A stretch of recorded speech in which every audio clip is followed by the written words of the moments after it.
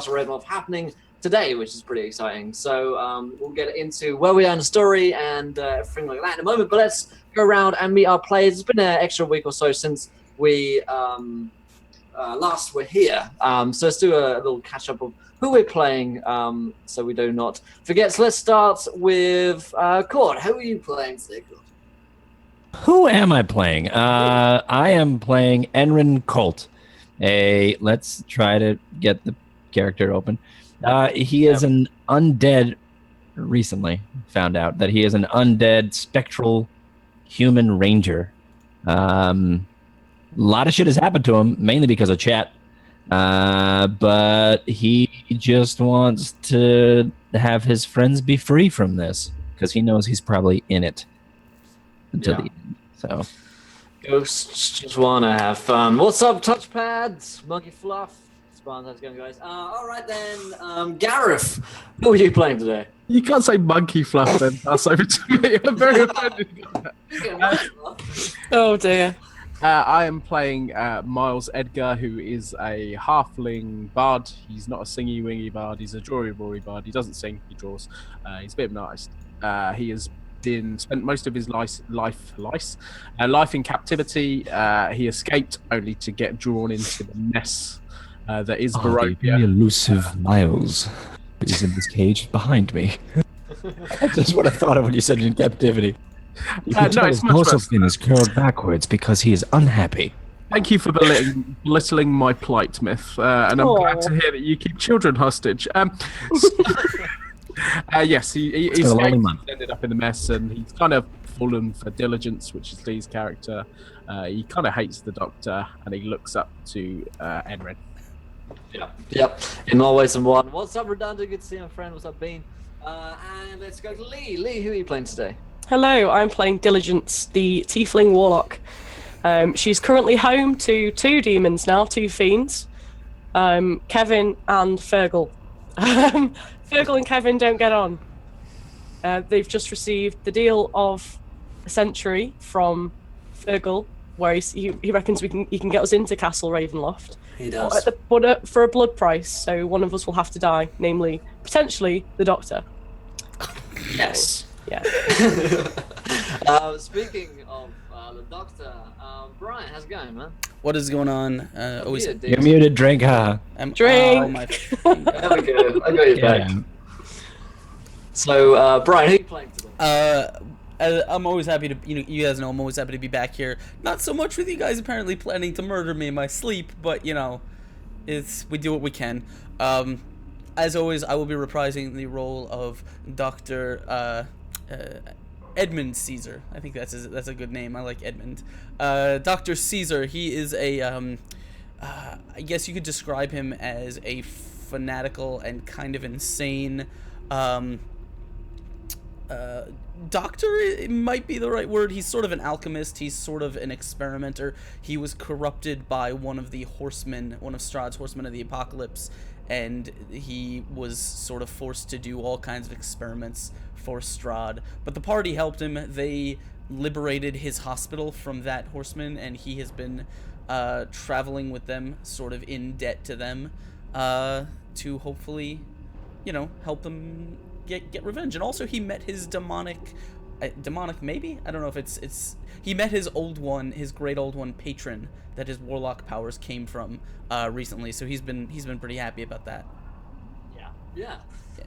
So that's about where we are in the character-wise, but we have had a few weeks away, and we've had a long adventure thus far already, so we should do a bit of a recap as to where we are in the adventure. So I'll do a kind of overall recap, and then you guys can do a more detailed one of what happened in the last session itself. So overall, these guys have gone around Ravenloft fighting against Strahd, and their main aim is to...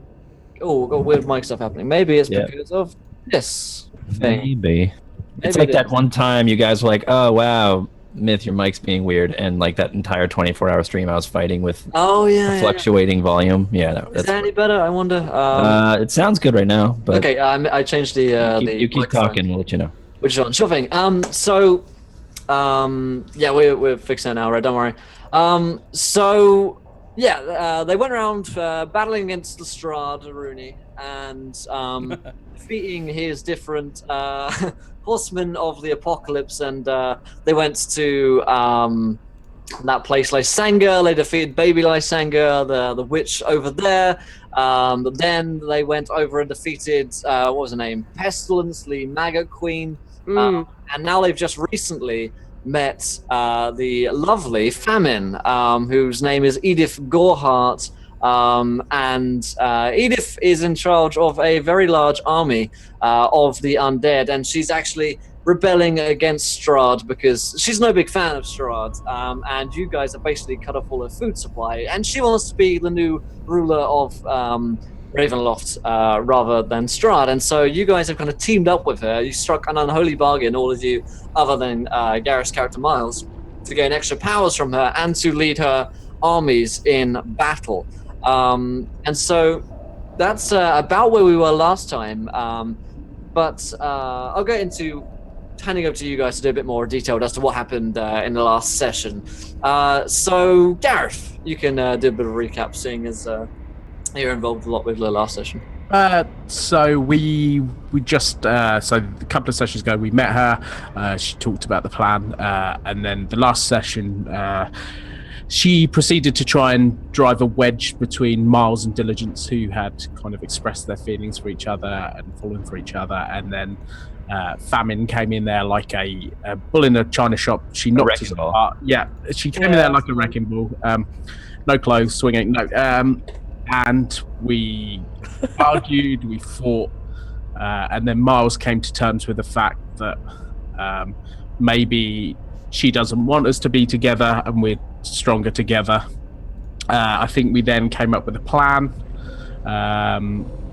And then I think that was it. I think it was a mainly talking session. I don't think there was anything. It was a kind of calm before the storm. Yes. Because you guys are on the very the precipice of war. Because at dawn this morning, you guys marched to war. But something happened to Cord's character, Enrin, right at the end. He managed to gain control of a creature. Do you remember what creature that was, Cord? It had many nipples. Many nipples. It was supposed to be a flesh monster, but then I think we turned into like a big breast golem. But yeah, it was a it's like a giant, like fleshy Hulk. There's really no way I could describe this thing without it just sounding gross. So flesh golem. Flesh golem, big fat nipple thing. It was a teat I don't know how rat. that happened. Yeah. A Teat Rex. A teat rat. Oh, A God. Teat Rhinoceros breast. Anyway, so I think it was that a wild magic surge? I don't remember how. It was a wild magic surge. Or Something wacky. Everything is. Yeah, and anything I can't that was quite good. put my finger on is probably a wild magic surge. But yeah, it was like take control of a beast nearby or something. So that's what we're gonna try to use. Oh no, it was I think it was a part of my warlock boon or something. But yeah, so we're trying to break in through the front. With that, at least that's what Enrin thinks. There were a couple of different options for plans, one of which was that the new demon living inside of Lee's character, name check, some Diligence. Diligence. Diplomacy. Dilly. Diligence has offered you the ability to easily get inside Castle Ravenloft with no casualties to your friends, but the Doctor would die, and you'd take his soul. The other option would be for you guys to all kind of attempt to go normally in, which could potentially see casualties all around. So that was a kind of devil's bargain that could have been struck there. But I believe at the end of the episode you decided that you were going to stick together. Was that right? Or have you decided to kill the Doctor? Probably think best to stick together. We had a bit of we conferred for a little bit, and then sort of towards the end we were like, should we just ask the Doctor how he feels about perhaps dying? Yeah. Now this may just be me. I totally don't remember any of that happening. Do you not? I don't remember anyone saying. Oh yeah. There was some sort of bargain where it was like we can kill the Doctor and get them out. Where was And I? we were like, and then we were speaking to you about it. We did actually talk to you about it. Enrin was like, Doctor, what let's say if you needed to die, and then Hypothetical. and then that's You made some doctor noises. And it was all that. you made some Caesar noise. I think you may be making And then we this called it. up. It was great. I think you may be making this up. Okay. What's the word? Let's ask Um, chat. Chat, were we making that up? But yes, that was about where we are, and we're at the very dawn of war in the morning. As dawn rises, we'll be marching on the siege of Ravenloft. But before we begin today's session, there's a few things we should remind you guys of, ways to interact with our show. Of course, the most important one is if you're a new person to the stream and you want to catch all of our shows, and we're here 5 nights a week, 10 shows a week now. I've got a new Monday show, 150 hours every single month. 24-hour D&D stream happening this Saturday. So if you're new, hit that follow button and join us. Every 100 followers, you guys in chat get to decide what happens in our game with a viewer decision. We can also have one of those nasty little things happening at 25 retweets. So go check out this tweet here in the chat, and at 25 retweets, you guys get a viewer decision. We throw out your ideas into chat and we put them into a straw poll. The most popular one happens. Of course, you can affect our game, giving players nat 1s, nat 20s, wild magic surges are actually on sale this week, so they're 50% off on all wild magic surges, and boy have we had a lot of wild magic this week. And so it feels only right at a siege. There should be a lot of wild magic going on, whilst there are some pretty hefty spellcasters around the place. But other than that, we will get into today's session. Oh, and if you want to know what's happening after the finale, which happens next week, what show we're going to next, then stick around at the end and I'll drop you a hot exclusive about what will be happening next. So let's get into today's session. So, Gameface, we begin the that was interesting. In fact, we begin with a Wookiee kill. Welcome to the adventure, my friend. You're a gentle Wookiee kill and a scholar. Thank you for joining us and potentially killing a Wookiee somewhere in the world. Well done. But yes, as we start today's session, we're going to have a large panning shot over the horizon. Of course, the horizon is no beautiful place or beautiful view to see in Ravenloft and around Barovia. It is incredibly gloomy and creepy. There's a very low light. There's a low fog hanging over the area, and there is a huge army encampment of undead situated in the kind of basin of this large area. And if you look up onto the hill at its peak, there is a large sinister Gothic tower and castle sitting there in the morning gloom as the sun begins to rise and shed a few rays of light upon our session. And it also shines upon a Stony Joe. Welcome, Stony Joe, to the adventure. You are a gentle Joe and a scholar. Thank you for joining us.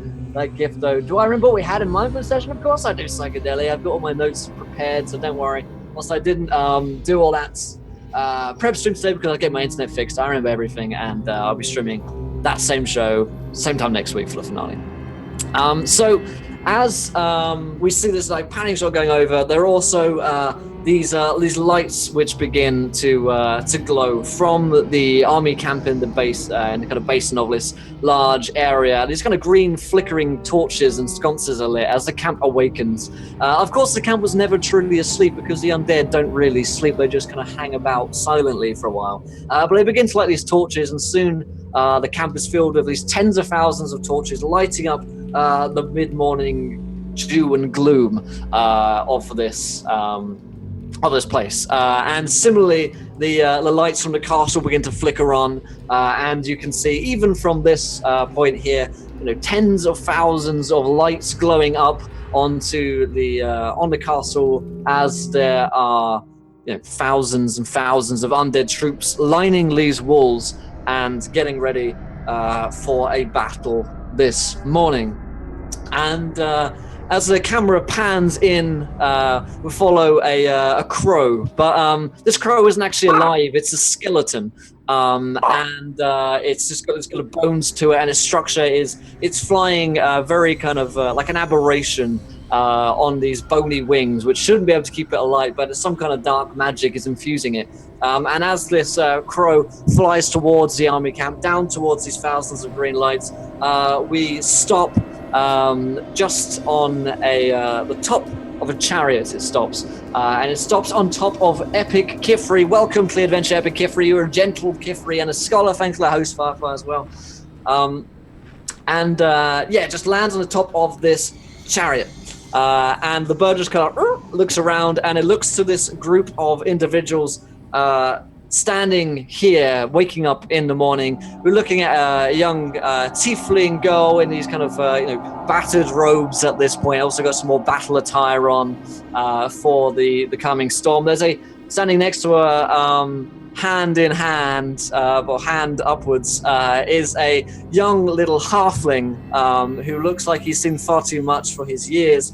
Looks around 15 or 16 years old, but very determined, harrowed look in his eyes. Off to one side, there's a young human who looks slightly translucent. He's obviously not amongst the living. The very cold look to his skin and a very icy appearance. Overall, his long kind of dark hair falling across his face, and then over to one side on his own, messing with some kind of fleshy construct, is some kind of doctor. He's a plague doctor. There's like mask on his face and these dark robes. He kind of shuffles, and you can hear him coughing from this distance on this fleshy aberration which he's like soaring through and working on.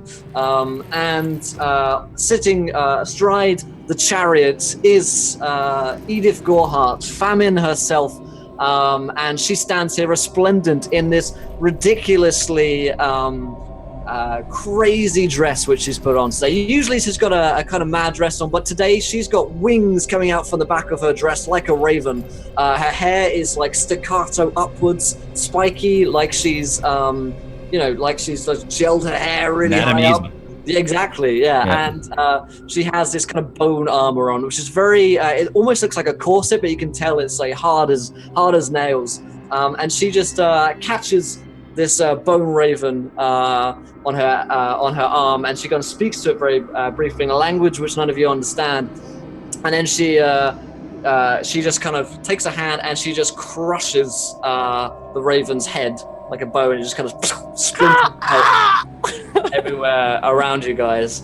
And she looks down at the group of you. Obviously, the Tiffin girl being Diligence, the young halfling being Miles, the human being Enrin Colt, and finally the plague doctor. So his name suddenly escaped me. I was doing so well. I forgot it. Caesar, there we go, Dr. Caesar. And she looks down at a group of you and says, "Are you ready?" You can see like her fangs coming out, and she looks hungry. Start the fans, please. That bird probably didn't deserve that. Probably not. Does that make you feel big? Killing a defenseless little bird? I tell you what will make me feel good, little Miles. As she kind of strides down off her chariot, takes a step towards you, is when we defeat Strahd tonight. And when you are sent home, and when we free all of the souls in this lost realm, when we end the cycle, then I will feel big. When I am the ruler of this realm, then I will be powerful. But right now, I'm hungry. So, what's your plan? She looks to Diligence, I suppose. Have you decided to take your demon's offer, or are you going to head straight on with us? We are not taking Belphegor's offer, my lady. Very well, then the path before you will be difficult, but not impossible. As you can see, and she kind of gestures up to the back ranks, and you can see these huge grinding catapults of kind of steel and bone and wood constructed, it's kind of winching their way up, and you hear it's kind of cranking as the kind of liver of it is pulled back, and you see these little creatures, these ghouls with their slavering mouths and spiked teeth begin to like jump inside the kind of arm of it, I suppose, the kind of hand of it, I suppose, ready to be launched out into the castle. Cradle. Those are, of course, the The ones basket. that the ones that we fed a whole bunch of alchemy stuff, Yes, so that they indeed. will blow up. And she said, as you can see, the army is getting ready. The liches are ready in place as the generals to strike. And as you're looking amongst this horde, you see these hordes of tens of thousands of zombies and skeletons, and there are animal zombies in here as well. There are like huge cows, and there are dogs. There are packs of dogs baying and Bring the war cow. yeah. You see standing amongst them more like serene figures, standing much taller than the others, because usually these zombies and skeletons are going to hunched over, but these figures can stand up very straight, and you can tell that these are vampires. Their cold, dark skin, and the kind of the hint of evil and blood flickers in their eyes as they stand as kind of captains amongst them. And at the very forefront of the army itself, you see there's an Apache helicopter coming in here or something. You see that there is these dark figures. America. Think the Witch King of Angmar from the Lord of the Rings. Kind of dark knight standing here, and they have these staves with them, or staves, I suppose. And in them there is this kind of crystal orb, which some of you may recognize as being phylacteries, as these are actual liches who are here ready to fight and lead. They carry their phylactery into battle. Yeah. Well, these are like Did their that like matter? symbol. I guess these are like the symbol of phylacteries, I suppose. It's like a Horcrux. You probably carry one on you. And so yeah, they are there at the forefront. And amongst them, you see trolls as well as other machines of war. There's even a cyclops going around. There is a small cavalry detachment of undead horses, which are kind of skeletal, with their riders still atop them, clearly from a bygone era. But yeah, she says, well, we have but an hour until everyone is ready, so I suggest you say your goodbyes, for this might be the last we see of one another. So, I will be in my tent if you need me. I'll see you on the hour. And she strides off, leaving you guys alone. So what are you guys up to? Looks like the time is upon us. I don't think I'm going to get a chance to say this to all of us again, but I know this has not been the easiest time for any of us, but I feel incredibly blessed to have met you and call you friends.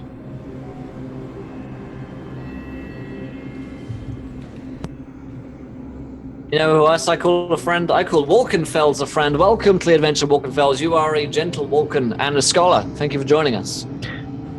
Thank you, welcome friend. You're a true friend.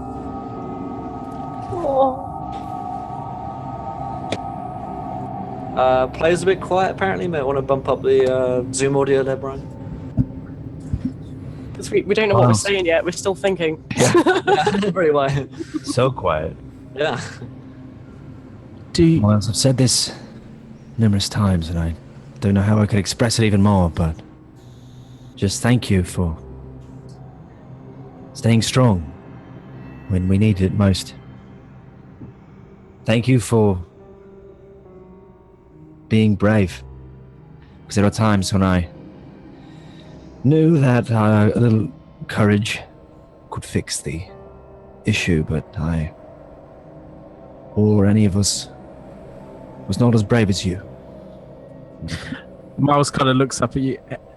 Enwyn, and he kind of smiles a little bit. If it wasn't for you, I'd be a pastry right now. Please don't mention pastries. Famine is in the tent, and if she hears that, she's going to think we've got some. Let her hear. She can't control us now. I've realised she needs us. She needs us more than she would ever admit. She can't defeat Strahd on her own. And that means she needs to be scared of us when we get out. Exactly, and we will get out.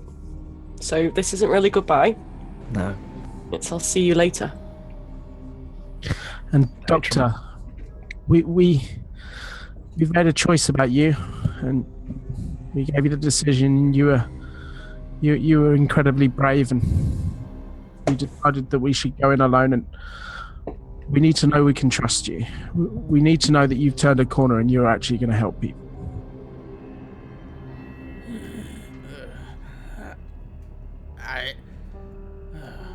I was never in the employ of the devils that enslave this land willingly. A gleaming endowment. But ever since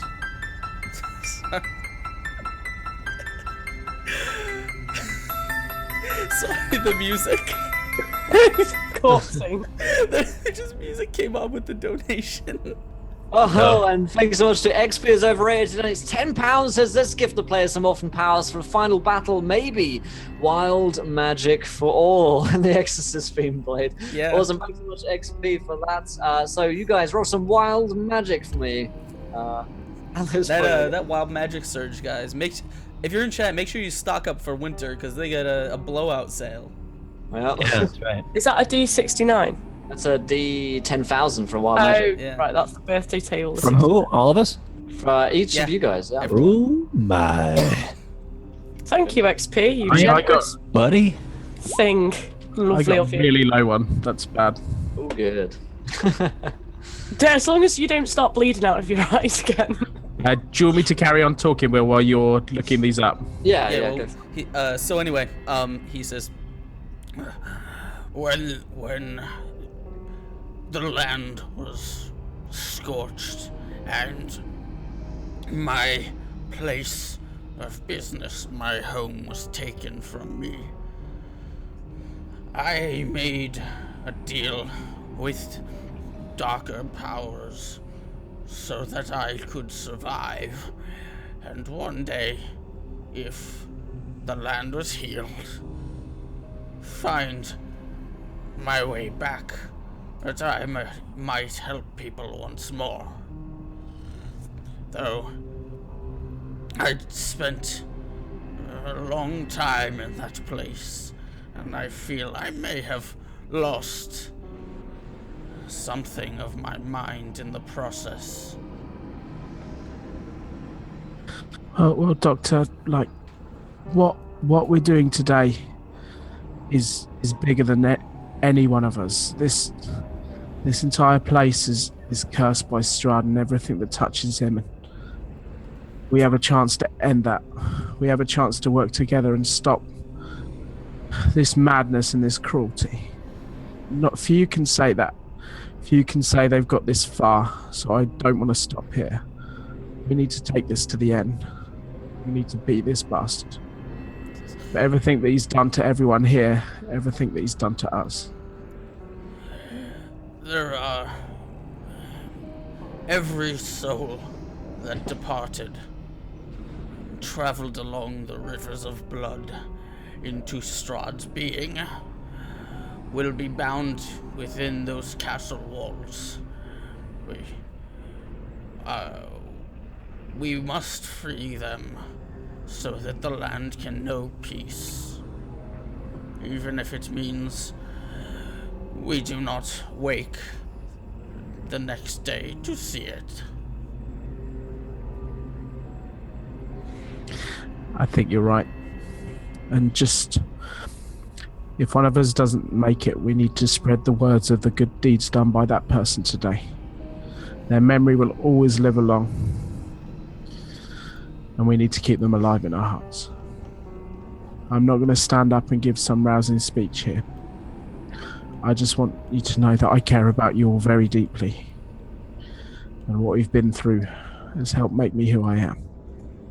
Thank you. Okay. So What'd you get these 6872 for that? Someone was asking there.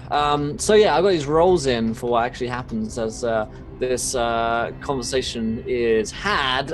So let's go around and see. So Gareth, Miles, it reads caster and target switch weapons. So you can pick someone in the party. You can switch your weapon with them, I guess. So up to you. So can you just take it back afterwards? I mean, you switch. We'll have it for the sake of this battle. You can make a choice here. How powerful is a phylactery? I mean, it's not your phylactery is the problem, I guess. I just imagine him Okay. dragging one of those big Lich King mace, like I'm flails. gonna be honest. I don't know what a phylactery is. Oh. It's a Horcrux. Yeah, it's like a whole crux. Know anything about Harry Potter? It's where your Yeah. life is stored. Yeah. Oh, that's right. So Oh, if it's it's soul. destroyed, you're destroyed. Yeah. I mean, there's like cool. The liches also have like cool like staffs and weapons and maces. And Wait, stuff. has Famine got anything? Has she got anything that I could have maybe? Really slice of fancy. I don't want anything game breaking, but Oh yeah, no, she can have it. She like can a have, dagger or something yeah, like that. pretty badass dagger on a hip. Or Yeah, something. so it's a dagger made out of like it looks like a spinal cord at the handle, and then it's sharpened into a bone blade. Nice. Diligence. Your arm elongates to 1.5 times your normal length. Wait, Like an You've got two- octodil. all arms or just one? Both. Just one, I Oh, think. thought Yeah, it I think- was both. if it's both, then let me check. Did you just say octodil? Because I'm pretty sure Octodil. that's already on the market. I think that's another market that isn't Yeah, it's, D&D. it is both arms. It is both arms. Both arms. Both arms are off. You now Uh, Mrs. Pickle. Enrin reads, anyone wearing armor within 60 yards cannot eat while wearing it. There you go. Haha, take that, famine. Yeah, that does suck fire, actually. Wait, what is it? Wait, what is it?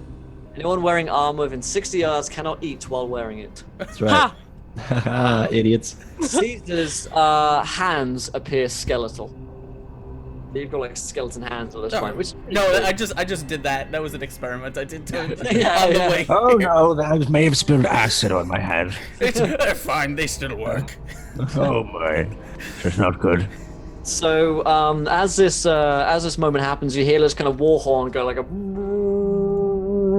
and like a bunch of kind of undead just like shuffle all together, sort of like shambling move in which they have, and they all start just kind of walking into line, into kind of a vague semblance of like of regiments, I suppose. And the liches, like Death Knights have, ordering them with the ghoul catapults heading up the back, and there's a large contingent of trolls on the eastern side, and then these undead kind of dire wolves taking the western side as well as kind of skirmishing force. And you see her chariot, the chariot of Famine, begin to like kind of ride towards the front of them all the way through, and she's got these like scythed wheels basically. So every time like her wheel goes by, if you were by it, it would just like chop off your leg. And it's, again, there's this huge undead spider. Basically, it's like a skeleton carapace of a spider is like So pulling spider. her along. Kind of, yeah, but I mean like. It's like got A some bony kind of one. armor onto it. You're not sure whether or not it's some kind of actual bone, or if she's managed to like meld or like some kind of bone onto it to give it extra strength or something. But whatever's going on there, it's not natural. And pulling her along, and you guys are obviously dramatically standing at the front just as a red sun rises outwards as you're looking up at the castle. And she kind of glances down to you guys standing at the front. And she says, wait for the main forces to attack. The initial assault will take up a lot of the damage, and a lot of the forces of Strahd will be focused on our initial assault. After that, follow them in and attempt not to die. Best of luck to you all. Loads of my gift, of course. You will fare better, but of course, Child of Sorrow, when you get in there, and when you meet Strahd, be prepared for a surprise or two, I suppose. When you meet her, you'll understand. But I smile at her and say, "I'm well prepared," and I flash her own dagger at her. yeah, she like huh. Did she just say her? She said her. She said when you meet her, you'll understand. Ooh. And she says, is there any point in giving speeches to hordes of the undead? Let's find out.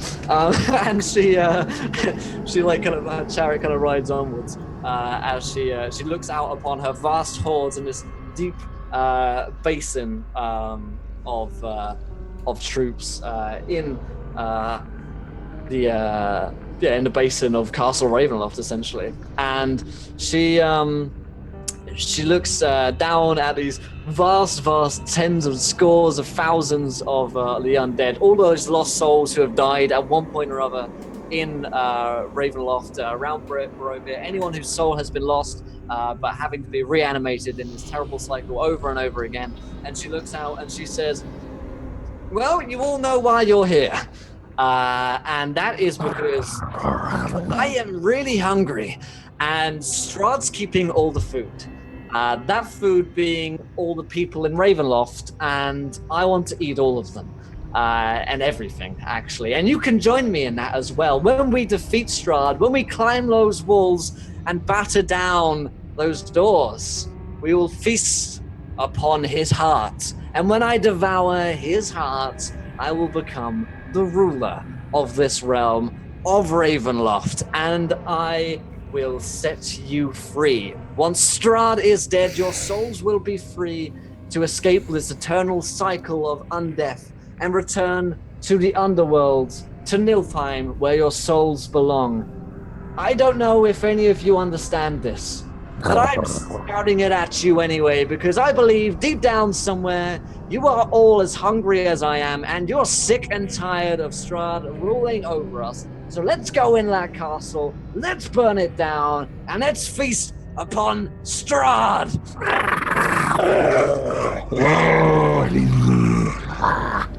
As she finishes, Miles loudly yawns. I actually feel a little bit less motivated. Not loud enough, because there's hordes of undead around you. As we're walking away from the speech, I'm gonna kind of lean in and say, if she intends to feast upon Strahd's heart, I suppose would that be the course of Strahd?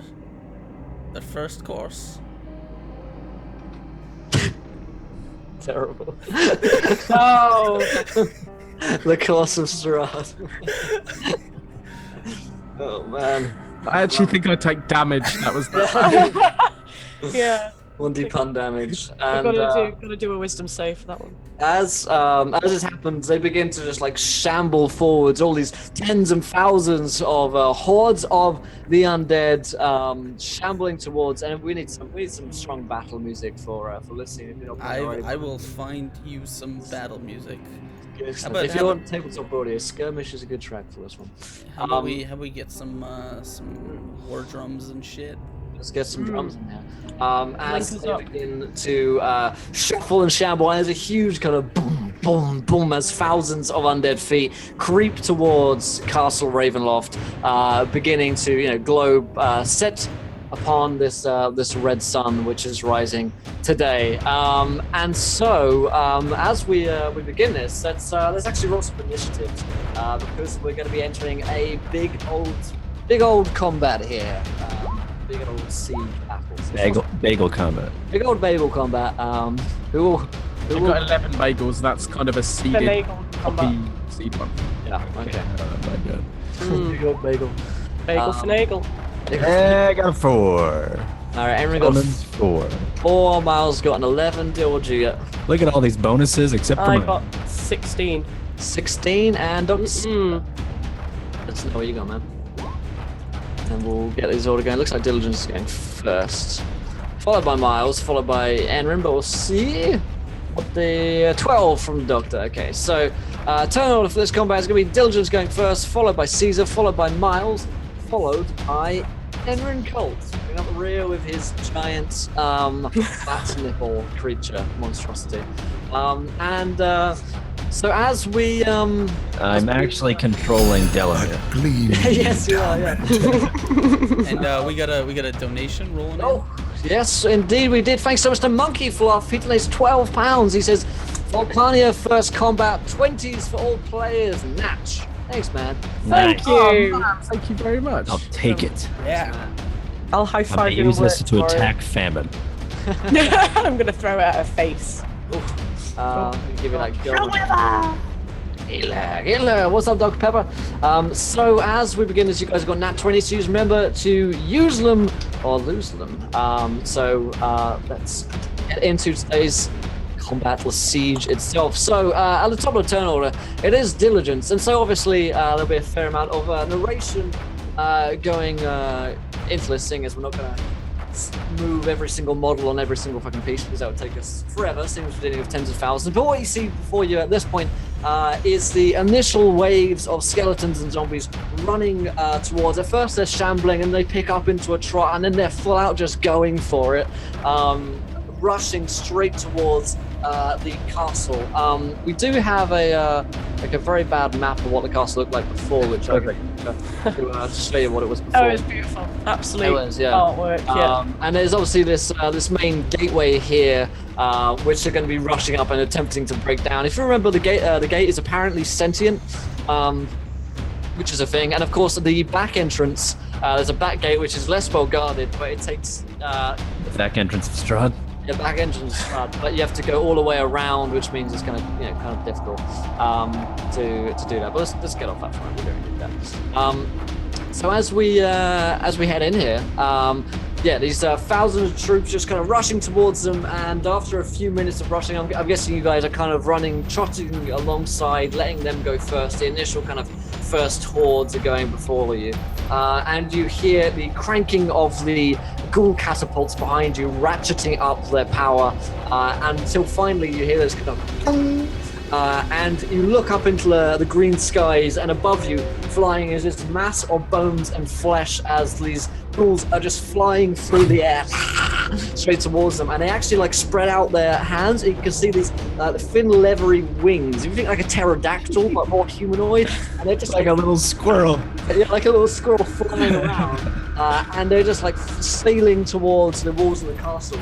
And as they go over, streaking through the sky, you see this dark storm begin to brew just over the castle.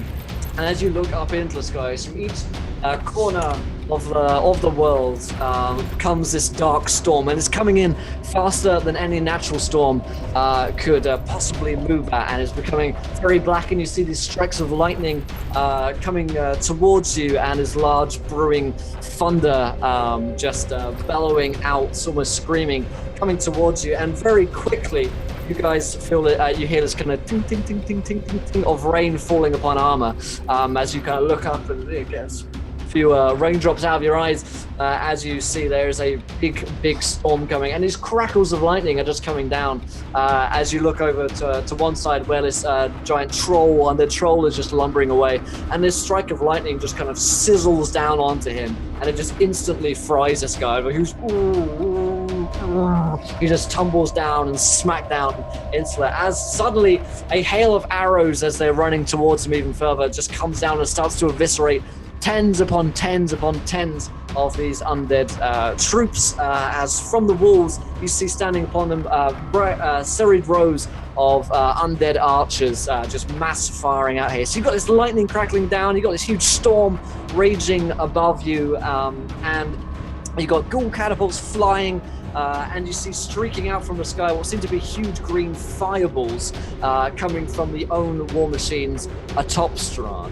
And they're still probably a fair amount away, but they're well within bow fire, so but they haven't yet reached the walls. As Diligent, it is your turn, and so as we're doing this a bit like a skill challenge, I suppose. We're doing this a bit like a travel mechanic, in the sense that if you want something to happen, then we can certainly have that happen. So for instance, it's a bit like a travel mechanic where you pick a problem and then you tell me that solution to the problem. So for instance, you say, oh god, I see there's about a catapult is about to land on me and my friends, I want to dive out the way, then maybe that's like an athletics check or an acrobatics check, something like that. So And if there's anything you can think of, then go ahead and we can see whether or not it's there. So diligence, as the initial onslaught begins, there are still tens of thousands of soldiers behind you, but the initial assault is running forwards.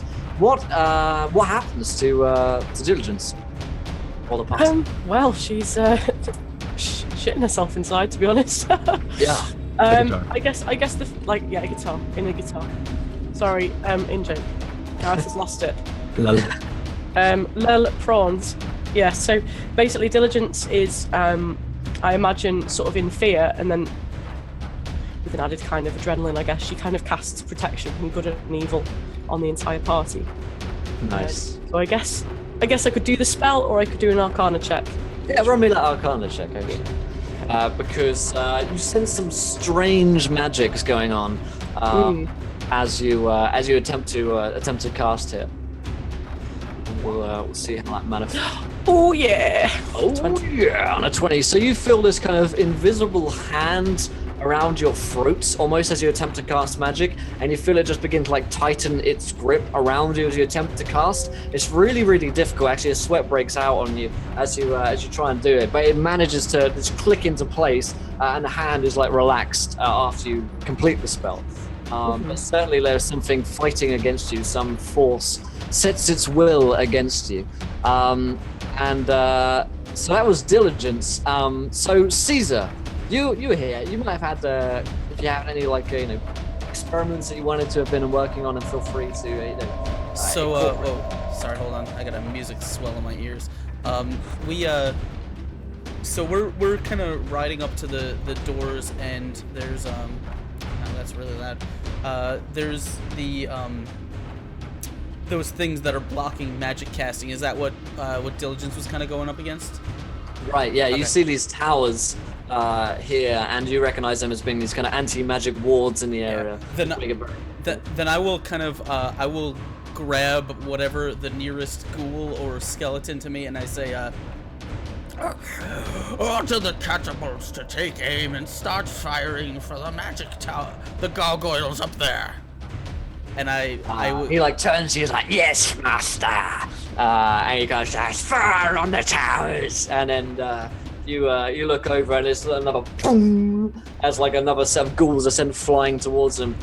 You watch them go as they kind of let this wings take off, flying towards them. You see him smack into the wall of the first one's just smack into the wall and just immediately pulped. And he's 20 degrees up. So why don't you roll me some kind of check here to see if they can.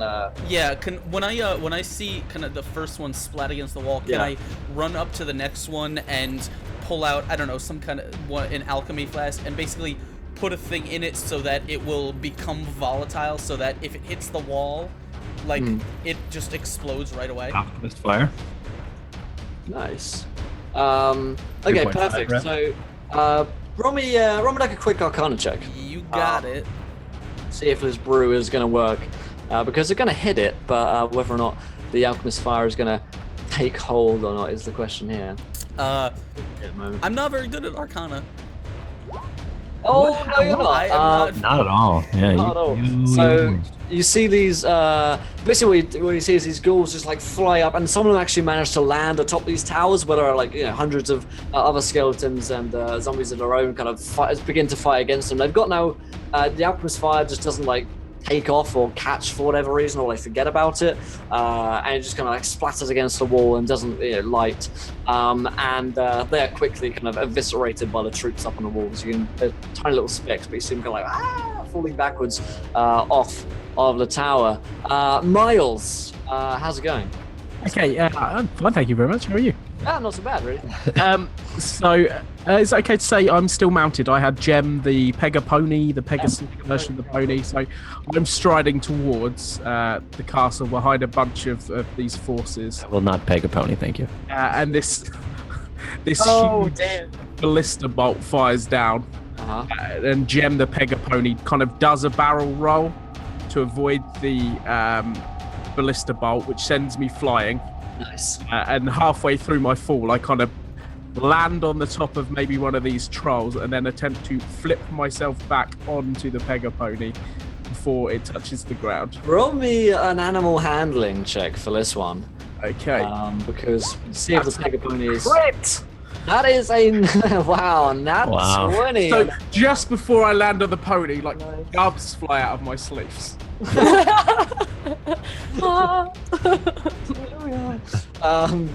And yeah, you see this. The pony is just kind of doing this barrel roll as it just avoids this huge ballista bolt which comes in, and you look behind you and it just eviscerates a score of skeletons and just turns them into massive flying bones everywhere, and the shards fly out. All right then, Enrin Cole, it's your turn. Remember those huge pattern Yeah. causeways in front of you where the giant gateway is, or you could attempt to go all the way around and get the back door gateway, which would of course take longer.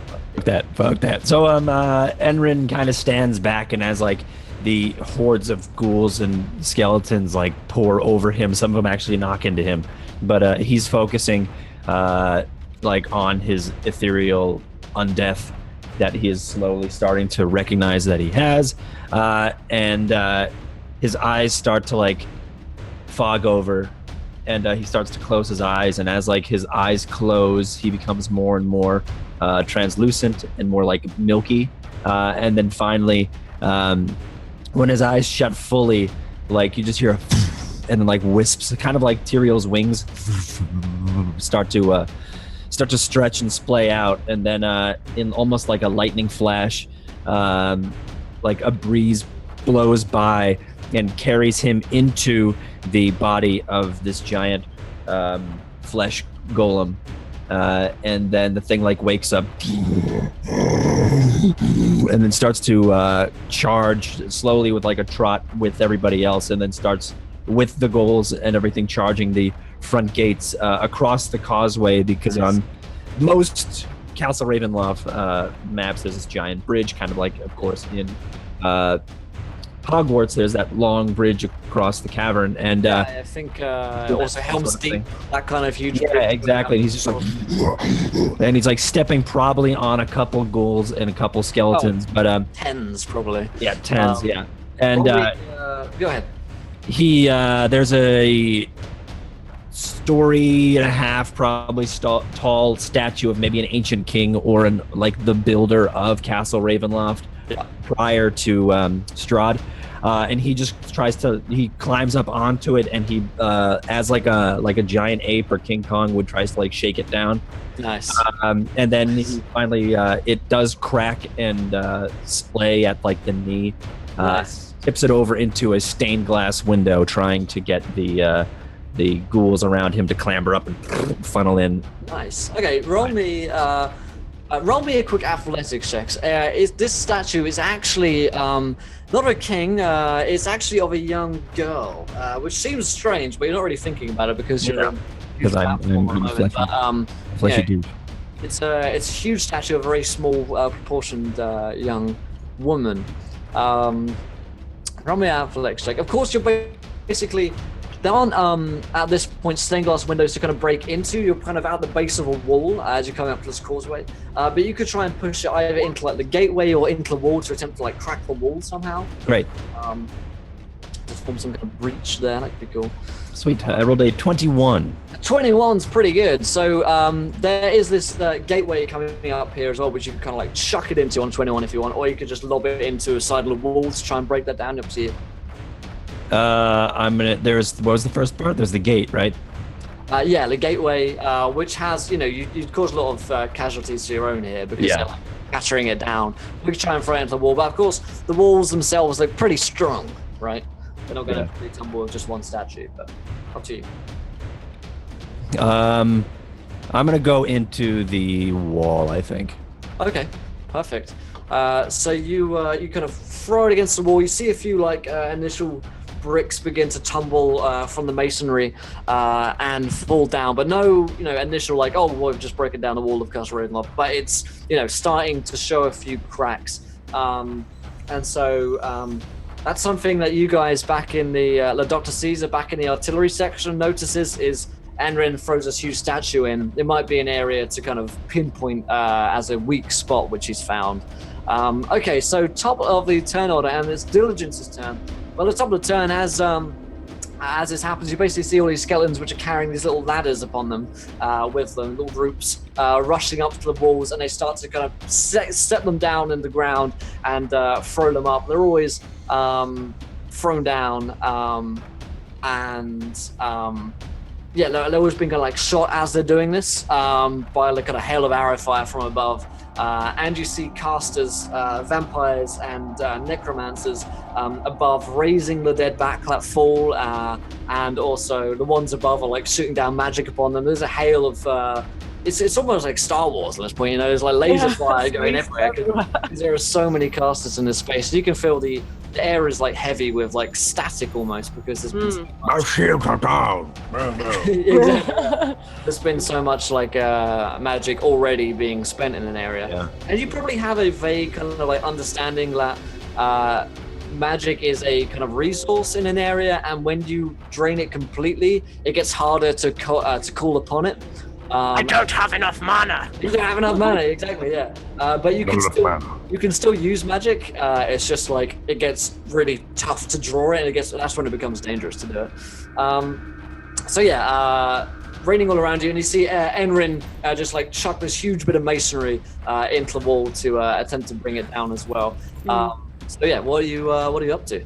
Well, primarily as a magic user, feeling this kind of drain on the resources around me, it's worrying. So Diligence is going to use the strength that she has with this nat 20. Yeah. And she's going to go for the sort of towards the casters and the necromancers who are raising the dead. She's going to cast a portal to, you know how she's been casting people to other realms, and she's going to do that underneath them in the floor. Ooh, nice. But she's going to hope that when this portal opens, with enough concentration, they're going to fall in and be banished to the realm of fire. A bit like where she sent that plague victim, that sad plague victim. Yes, okay. Okay. She's going to sleep. So on a nat 20, that begins to happen, and as you kind of set us down, you see a bunch of these guys being just kind of sucked down into the ether, and you feel Belphegor, him actually lending some of his power towards you, and he's like, here's another one, as he kind of grabs them back down. Yeah. Black smoky hands coming out, like grabbing people down like kind of pitfalls. And yeah, power. Yeah. Demon power, as he brings them down. Perfect. Let's take this to Dr. Caesar's turn. So, Caesar, your catapults are being targeted by ballista fire at this point from the castle. So you're having to duck and dive and hide behind machines to make sure that you yourself aren't being struck down at this point. So what's the plan for you? They've just reached the walls. So there's still the gargoyles, but there's also a hole in the walls that Enrin created, right? Yeah, like you've noticed, it's not like a big hole, but it's something which could be exploited. All right, I'm gonna rush to one of the things that's already loaded, and I would like to use my nat 20 on this rather than rolling because I don't want to risk messing it up. And I'm gonna order them to turn the catapult to that hole and. I guess. And thank Drizzy Hendley for following. Welcome, Drizzy, to the adventure. You are a gentle Drizzy thing and a scholar. Welcome, my friend. Yeah, I'd like to fire one of the very heavily packed explosive ghouls like right at that hole, so hopefully it could detonate like just inside. Nice. Explosive Ghoul is my new band, by the way. So what? Okay, so you want to. That sounds to me like a perception check, because you're like scouting for them, you're ranging for them. Whatever you think is. So you're on a nat 20. I'm using my nat one. 20 on this. I'm making it happen. Nice. So yeah, you kind of point them over, you kind of range them perfectly, and as the kind of ghoul captain, we'll say his name is Hendley, for the sake of this. He says, 20 degrees down, ratchet them up, boys, send them all in. And he's like a pirate one as well. And they begin to like crank it up, and then like Henley looks over to you and he's like, "Are you sure, Master? This is all of the explosives we've got." I say, I want everything put through that hole. We need an entrance. I've heard that one before. Fire! As I do that, so going off, and all the explosive ghouls. And these are ghouls that like barrels of your explosive strapped to them. They're like hugging onto them, they're like going through the air, and then they've already begun to like get high pitched as they get right towards the walls, and there's a huge like as they reach that wall. And Cord, could you give me a quick dexterity check if you'd be so kind? Okay. And what's up, Royce? He says, I'm new here, what are they playing, what are their classes? So Lee is playing Diligence, a Tiefling Warlock. Miles is a Halfling Bard. Cord Mathematic is playing Enrin Colt, the Human Ranger. And Brian Gaskrin is playing the Human Warlock. Yes, or Wizard, I forget. Is it Warlock? Warlock. Yes. Yeah, it's Warlock. And the story is out there going to destroy Strahd. This is the finale of our campaign. Of course, Royce, if you are new and you want more questions, feel free to ask and we'll do our best to answer them all. Seeing as on the hour, I remind you guys, if you are new, hit that follow button and join us. Best way to keep up with all our adventures. We're here every week, playing the Coast of Strahd, and we've got 9 other shows every week as well. 150 hours of D&D every single month. So join us if you haven't already. It's good fun. And also that means you can go into the dungeon and do rolling and stuff because you get 100 free gold whenever you follow. So, yes, as we see that explode, what did you roll on your dex check real quick there, Gordon? 5. 5, perfect. So as that happens, what's a fireball? Fireball's like 46, right? Let's do that. So Brian, could you roll me 4d6? If you'd be so kind, as I thank Royce the Fifth to the adventure. Welcome, Royce to the adventure, my friend. You are a gentle Royce and a scholar. Thank you for hitting that follow button today and joining us in this climactic episode. So let's see what we get here. So 17, the perfect number. The perfect amount of damage to take is what Enrin takes in this form. As basically, you see these ghouls land, and you're a bit too close. You get caught in the blast radius. As it's a very Helm's Deep moment, really, where there's a huge kind of like there's battle raging, there's drums everywhere, and then there's that second where like the ghoul just like we hear a scream. He just splats into it as Hughes afterwards, and shockwaves are sent across the forces as you see these chunks of flying masonry just flying everywhere, and amongst those is the giant creature, which is Enrin Colt's form right now. And that creature, the huge flesh golem, just like takes wings to try and like right itself as it's sent flying through the air, and there's hundreds of these skeletons around us and just like flying backwards as the masonry rips through the heart of Castle Ravenloft and tears this huge chunk in its defenses. And there's probably like a 20-second period where, Cord, you just can't hear because like Sweet. an explosion right next to you, like flashbang basically. And you're kind of like sailing through the air. You land with a crunch on like tens of different ghouls. As you kind of right your face and look up, you see that there's this huge hole torn right below a perfect entrance for the attacking army.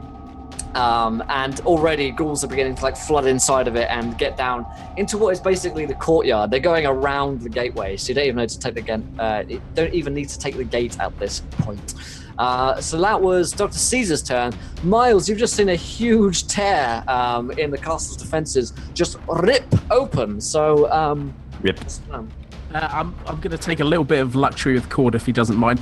So what I'm going to see is he's kind of been blown, his hearing's gone, he's this huge monster. I think maybe he's given into his primal urges and he just starts smashing everyone around him. And I see him maybe turning the tide and kind of turning against us. So I'm going to run towards him and I'm going to leap on top of him and kind of attempt to speak into this monster's ear. I'm going to attempt to soothe the beast. And I'm going to attempt to put him on point and charge him straight towards this hole. Beast on point. Beast on yeah. point.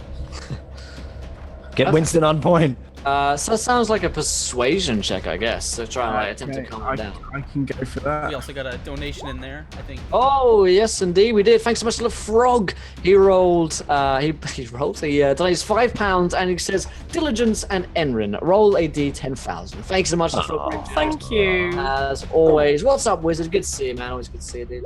I got a 12, Will. On a d10,000. Oh shit! No, okay, I'm sorry. Yeah.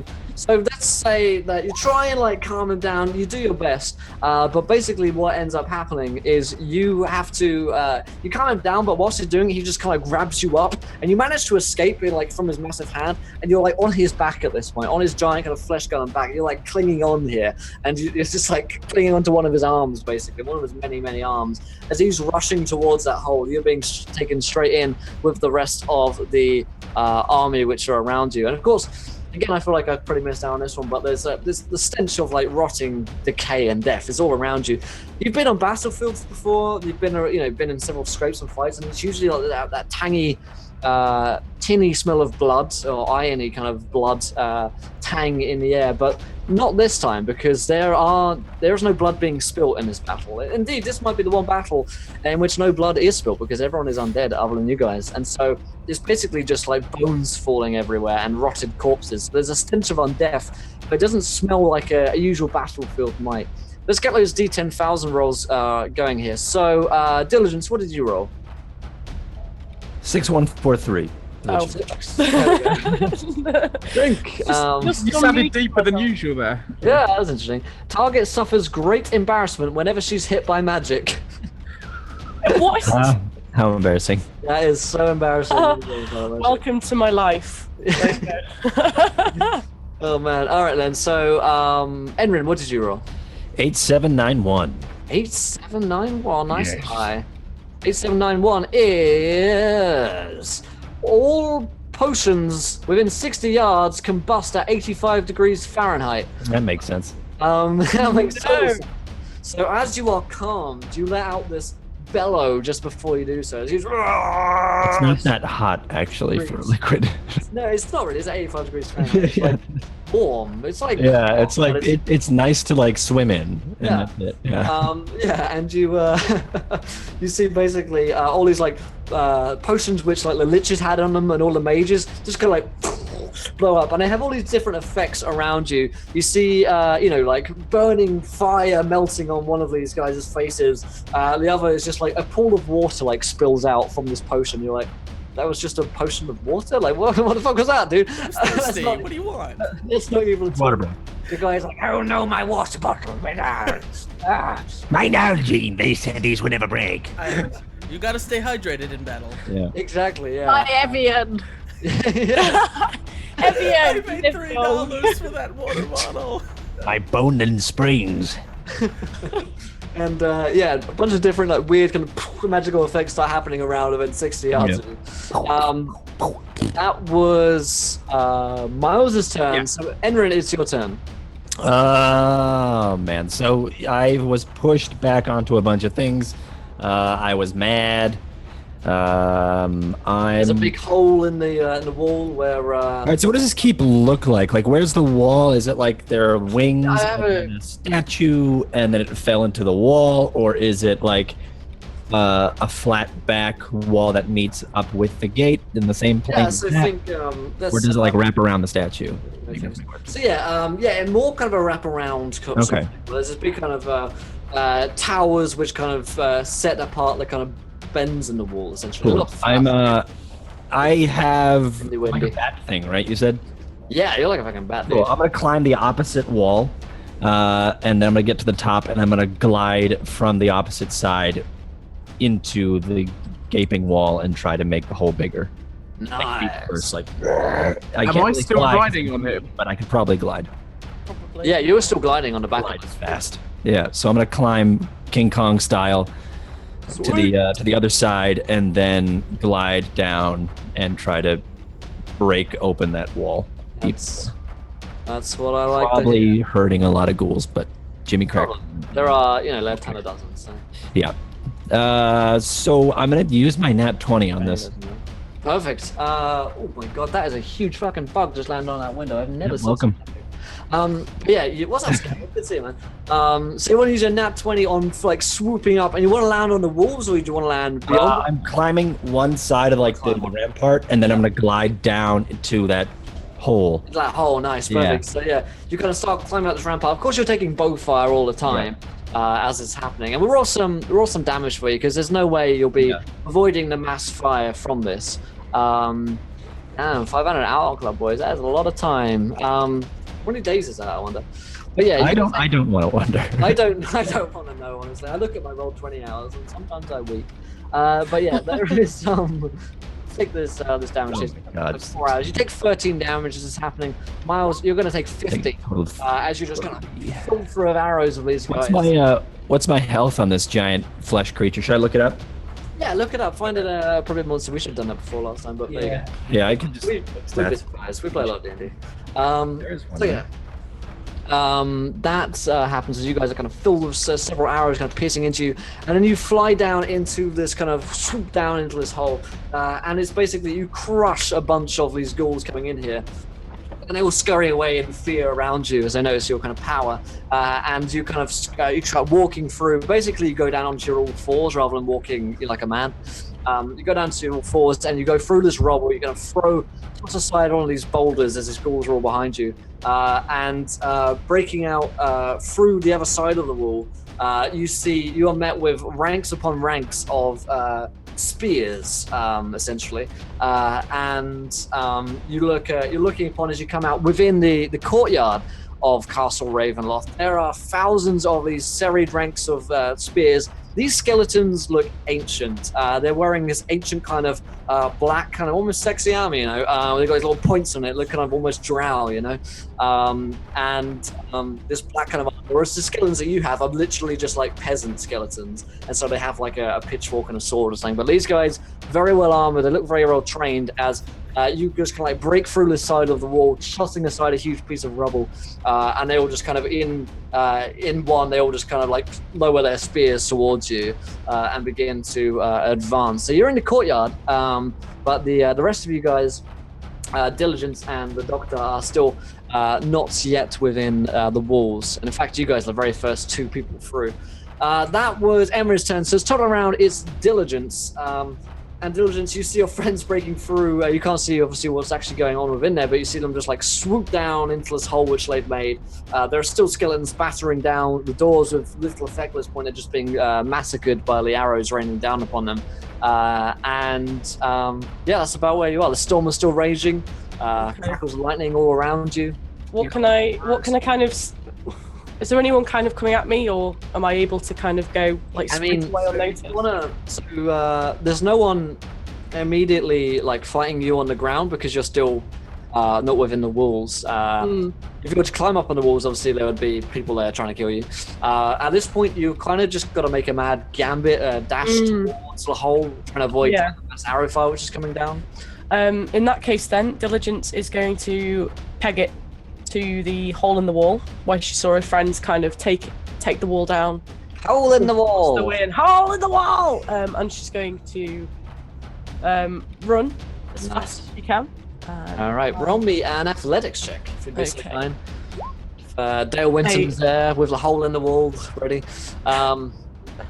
Perfect. A 8 is not so hot, so you're going to take some arrow fire just like these guys did. Cheers. So you take 15 as you take several arrows into you, just kind of pitter-patter around you. Ghouls fall below, beside you. Skeletons crackle down to the floor. You take a few arrows just like into your sides. You kind of take them out. Belphegor helps with like a smoky hand.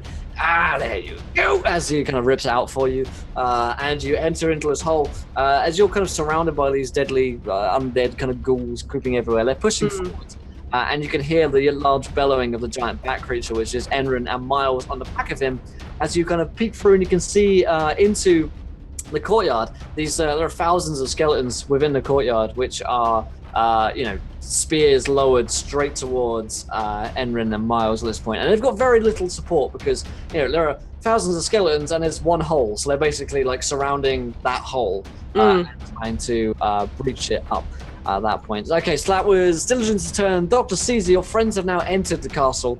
What is the plan for you? All right. So I have a crazy idea. It will probably get me killed, but it seems like a good plan. Okay. So I wanna confer with you and just see whether or not like what you think this would take, because the skill required may determine whether or not he thinks he's able to do it. Sure. The Doctor is considering loading himself into a catapult firing himself through the hole, and then just before he crashes into something, he's going to Misty Step to the ground. I mean, okay, so Exploit. We've got the he's trying to speed run this.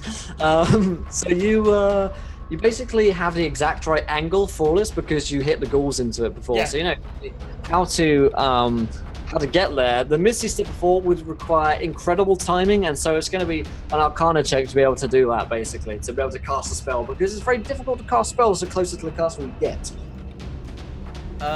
Right. And if you fail, you die. I mean, you will die. So, or you'll land somewhere with your Misty Step, which is not desirable, like in the air. Give me 1 second. Yeah, 1 second. Just wait for this donation to come in here. No, I'm looking up something. Okay. No, that wouldn't work. God damn it. Okay. No. So that's probably, you're right. He does know that and Misty Step doesn't have enough range for him to do it without massive penalties from the anti-magic. So there's no other way. There's no way for him to get from the back of the line over to the castle wall without just running through arrow fire. I tell you what. We'll say Famine is here. And she kind of rides up in her scythe chariot, and she's been commanding her troops basically, and she's been ordering everything, and she's been the one raising the game to raise the flags and blow different horns and that sort of overall command strategy stuff. And she just kind of rides up her chariot, and she looks down at you, and she's looking to go somewhere. Say, Yes, there's a hole I must penetrate. Get in that arm. This one? right, of course. I kind of climb up into the basket, and I just tuck my arms in and She says, "Now, whatever you do, don't look down." And then I can't look down. The nose is in the way. She's, and she she's the one that personally slams the hammer down into the catapult, because pong, as you go flying off. I like to imagine he kind of spreads his arms with his bird mask. He is Yes. now a bird. you see him go flying. It isn't working. Why am I not flying? The character says, "Do make Star roll on a D10,000 wild magic surge chart as per my monthly patron advantages." I guess. Nice. Of course, Gareth, roll on that D10K. Does this hole lead to an acid pit? We hopefully not for Askren here, because that'd be bad if he lands directly within a pit of acid here. Just see what you get there, Gareth. 8, 4, 7, 8. 8, 4, 7, 8. I'm nice and close to that. So 8, 4, 7, 8 is all females within 60 yards are hasted. What is the term hasted? Nice. That's 3.5. So that means you can go really quick, right? It means you get another. You can get another. I think attack action. It's double movement and an extra action, I Yes. think. Sweet. So obviously you've not been 60 yards, but we'll say Diligence gets that. So Diligence, you can move twice and you can make 2 actions rather than just the 1. What's up, Magic Mormon? Good to see you here at the Siege of Ravenloft, of course. This is the penultimate episode of Curse of Strahd. Next week is the finale, so good to see you back. That's that was the Doctor's turn. Just as he's sent flying in here, we'll get back to the Doctor in a moment. Okay. So we'll leave him hanging. Miles, it's your turn here. So these kind of skeletons are mounding on top of me and Enrin, kind of piling on us, and I just kind of let out my loud shriek of anger, and this massive thunder wave erupts from around me. And it's just the pure magical frustration built up with inside me. I'm not sure. Do you want to check for this because of the... Is it lightning damage? It is lightning. It's that bad. But you're on me, so it's centered on No. you. It's just you tell me how much you deal. No, How much I hit myself. it's centered on me, so I'm guessing because I'm on you, it doesn't count as... Lightning bolt. No. If it's his area, it hits me, which is fine. Yeah, it heals him because he's a flesh Yeah, golem. flesh golems. okay. Yeah. Nice. Lightning damage because of Frankenstein and stuff. Roll me an Arcana check, because, like I say, the closer you get here, it's going to be harder to do. You're at disadvantage on this roll. Okay, so- can I ignore that roll and just give it my nat 20? Sure. So, not 20 used. So you fight against this force which seems like grip around your neck, really, really tight, and you cast it aside. You cast a Thunder Wave all around here. So roll the damage because you can heal Enrin up by that amount. But you see these skeletons just kind of blasted back in a wave all around you, which gives time for the ghouls, which are just behind you, to kind of flood through. It gives them just a few seconds respite. That's an 18, so that's everything within 15 feet. So I imagine there's bones flying all Yeah, over. there's plenty of bones and armor and bits It's a of. bone khaki.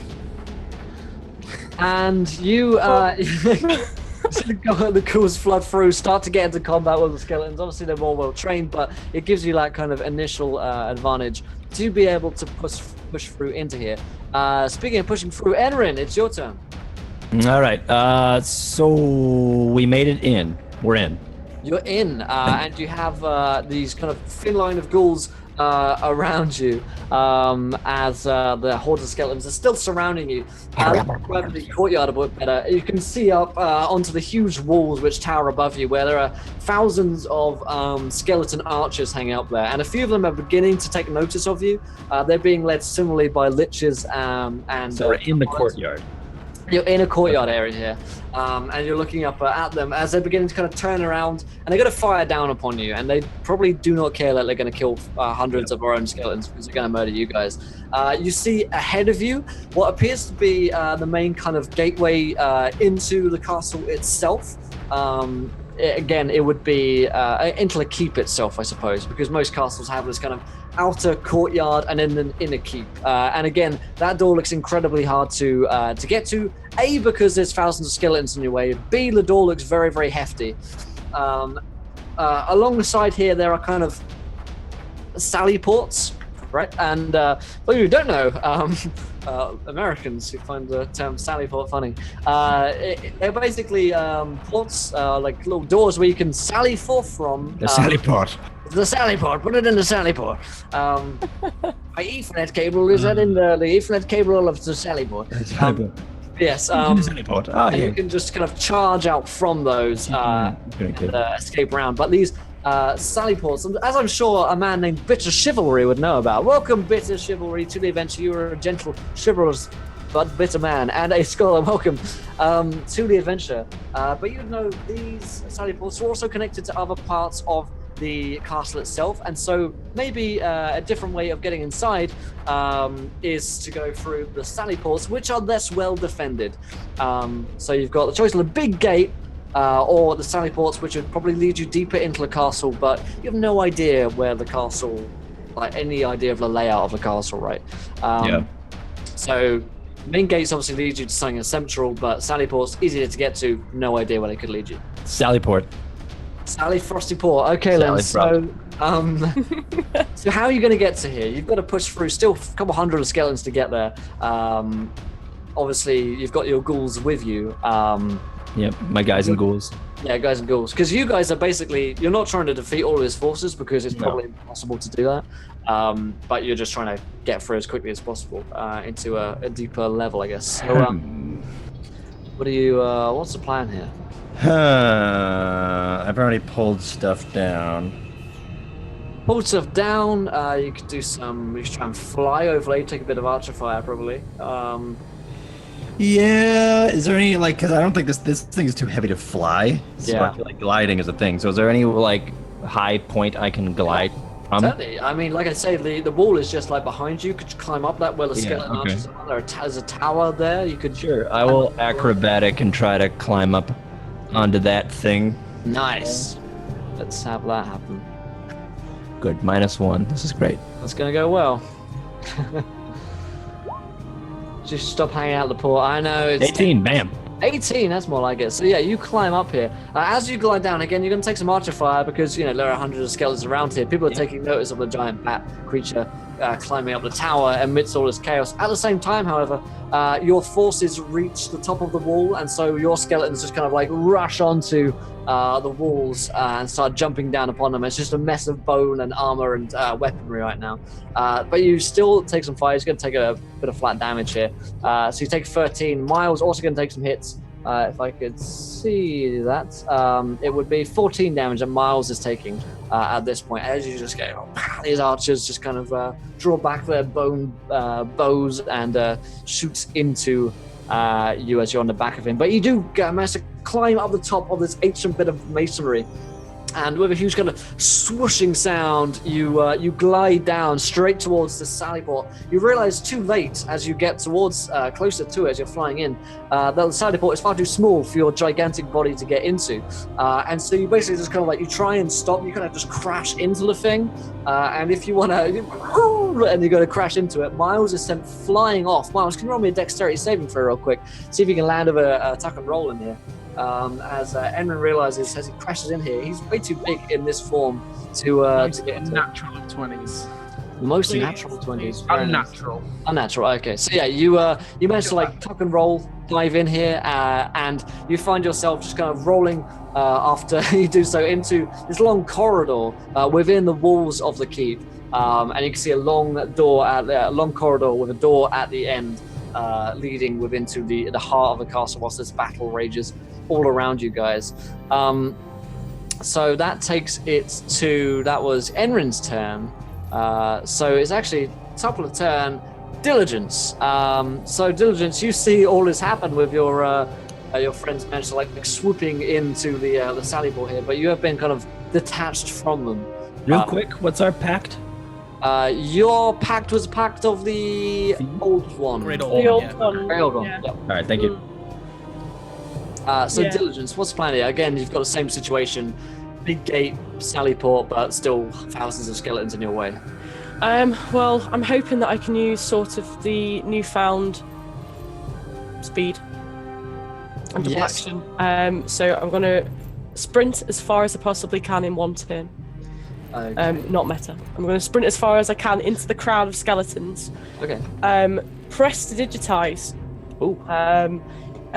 Sort of make Diligence tries to make herself look a bit bigger and a bit scary, and she's going to like scream in the midst of all of these skeletons to try and make them move out of the way a little bit, and then she's going to run again towards the sally port.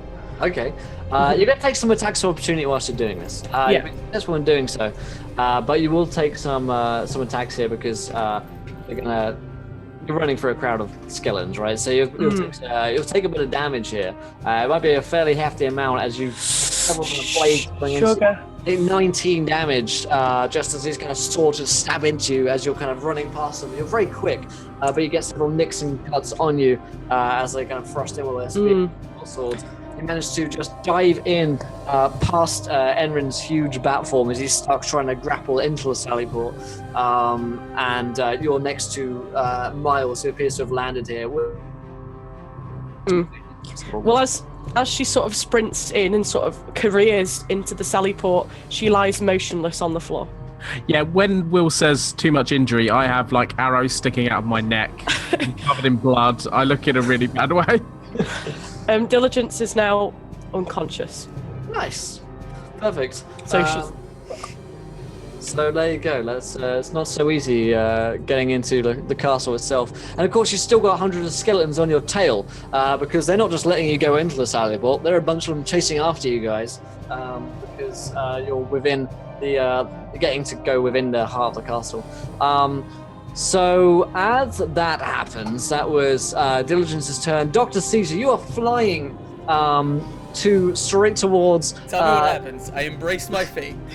Defying gravity as you're flying in here, and as you do so, you feel these dark wings kind of like appear on your arm, much akin to the dress of Lady Edith Goreheart, Famine. You're wearing a dress. As you're getting close towards it, towards like the hole, you just kind of swoop back upwards.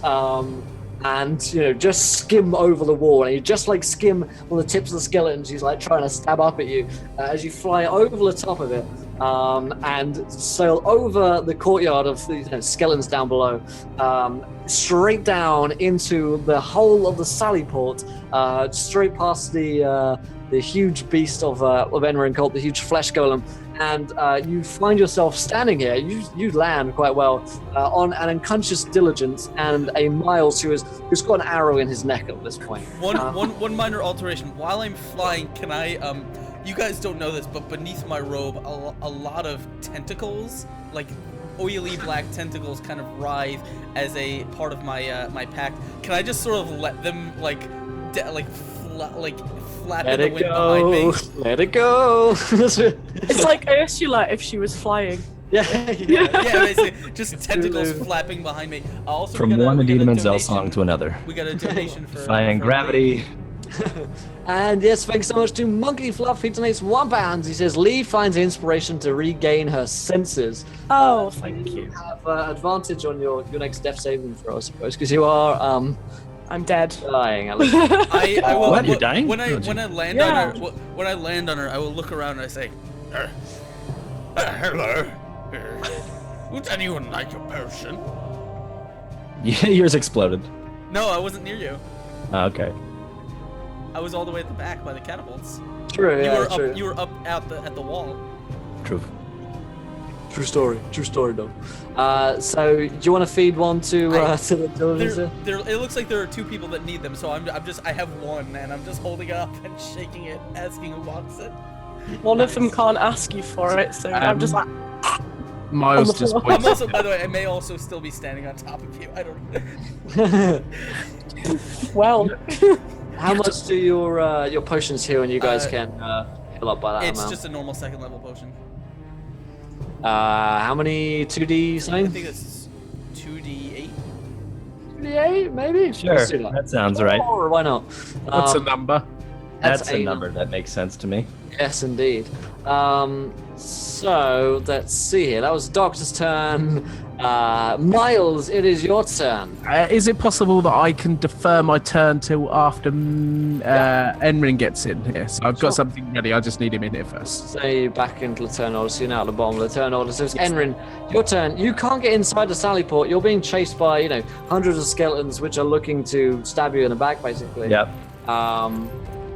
So what's the plan here? I'm going to try to phase out of this flesh creature and try to reappear in my spectral form on the other side of the sally port and use my travel mechanic, my turn to open up the gates. Okay, perfect. So roll me. So I guess Misty Step would be the actual in rule. Yeah. Misty Step out, and then I will. Okay. And then I'll try to. roll me an Arcana check here. Okay. Because it's difficult to cast any spells at. In this creature form. Yeah. Also, just because you're in Ravenloft and you're close to Strahd, who doesn't like too much magic going on in this place. Other than his own. 18. Yeah, so you managed to come out of this form back into Enrin Colt's slightly translucent ethereal form, and you want to run towards. So here's the situation with the gate. To get back to the gate, you're gonna have to go back through those skeletons again, which means it's pretty fairly impossible looking at this point, as you're kind of looking back at these hundreds of skeletons which are chasing after you. So you're standing in the doorway. These skeletons are, 30 feet away, rushing towards you. Unless you have some kind of ability to get through, hundreds of skeletons again, you're gonna be surrounded by them essentially.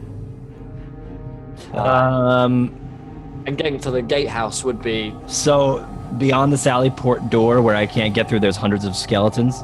So on the way you came in, over the courtyard, you kind of flew into the sally port, and back the way you came, the skeletons are chasing after you, basically, and the gatehouse is behind them. So you want to get back to the gatehouse to open up the gate somehow. You got to get. I want to open up the sally port. The sally port is open. We're in the Oh, sally okay. port. We've Oh, come okay. into this. It's like a haven at the moment. There's nothing in there, but everything else is outside. Then I'm going to reappear in the sally port. I'm not Cool. going to gates. Perfect. So as you get inside this little corridor here, and you see at the end of the corridor again, there is this door at the very end of a long corridor where you guys are healing up with your healing potions here, and 4 of you are now inside. But you see these hundreds of skeletons chasing after you, and they're about to like rush into the doorway. You guys like slam the door behind you, but clearly not going to be able to hold them. And as that happens, you feel some kind of force, some kind of diligence. You're in touch with the kind of magical realm here, I suppose. You feel this kind of soft hand almost, kind of parts away where the skeletons are rushing after you. Some kind of control which was over them is telling them to back off, basically. And so these hundred of skeletons, which are all charging towards you, basically just kind of stop and they turn around and they go back to the main. They go back to the main fight. And they're not interested in you, but they are interested in Leonidas. Welcome, my friends, to the adventure. You are a gentle Leonidas and a scholar. This is Ravenloft. So as you feel this, it's perhaps an unnerving sense because you're now in this very kind of quiet corridor, long dark corridor with one door at the end. Everyone seems to have been not paying attention to you, despite the fact that you are the only people within the keep of Castle Ravenloft right now. You get a sense that something is leading you inside, and you haven't really managed to fight your way in here. It's almost as if you've been let in. We're kind of out of turn order at this point because you guys are back inside the Sallyport. But if you do want to take an action or make something up, then feel free to shout at me. But at this point, you are within the Sallyport, long corridor, one door at the end. The sounds of battle are still raging outside. You still sense, the arrow fire, the rain, the thunder, the lightning, the dearth in magic in this place. But the castle itself is eerily quiet and very old. Clearly no one has walked this hall in hundreds, thousands of years. It's very dusty and musty. There's old paintings up on the walls of different like hunting vistas, but they're of a bygone age. All the clothes which you're looking at here are very kind of ancient looking attire, and the style of the art looks old as well. It's not by no means what you would consider to be modern art, which we would consider to be kind of like, I guess, like Renaissance art maybe. It's very kind of old style, I suppose, and all the art is dusty. It's got huge kind of cobwebs over them as well. So what are you guys doing after you heal up here? You take a moment's rest.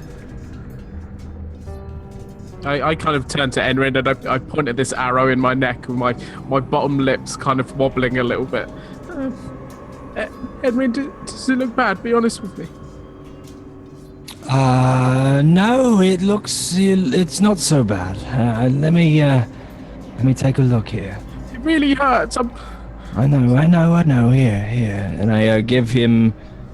What the hell? I've bagpipes of battle? Yeah, you do. Things that I have. I forgot about all these crazy things. What the hell? You could use them when we go back out to fight again. To Yeah. summon the skeletons to your Scottish whimsy. All right, here. And I kind of like give you... I go, here, hold on to this, and I like give you like it looks like a toy of like an old tower, and it's this fortress that I can. It's like this giant fortress apparently that I have, but it's that growing fortress. But anyway, yeah, you play with it.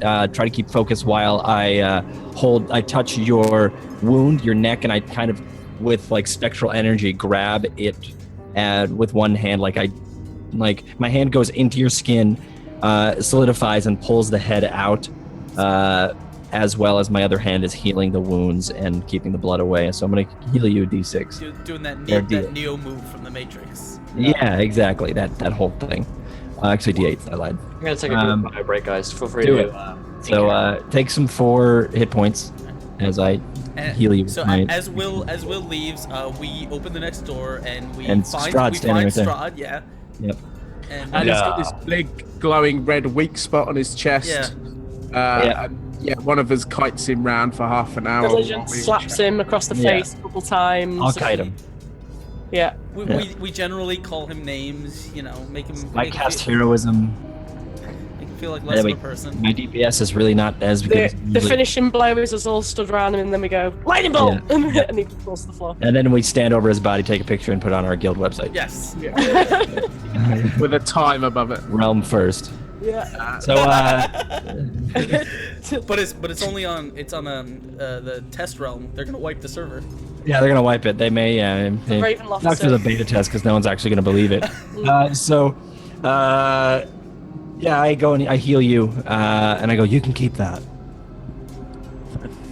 Thank you. So What was it from? What does it do? I don't know. It's just a toy Boris had. Well, I will make sure I'll look after it and you can give it back to him when we're done. All right. Now, where do we go here from here? I think the only way is this, but... Is anyone else hurt? Doctor, is there anything you can do to help me?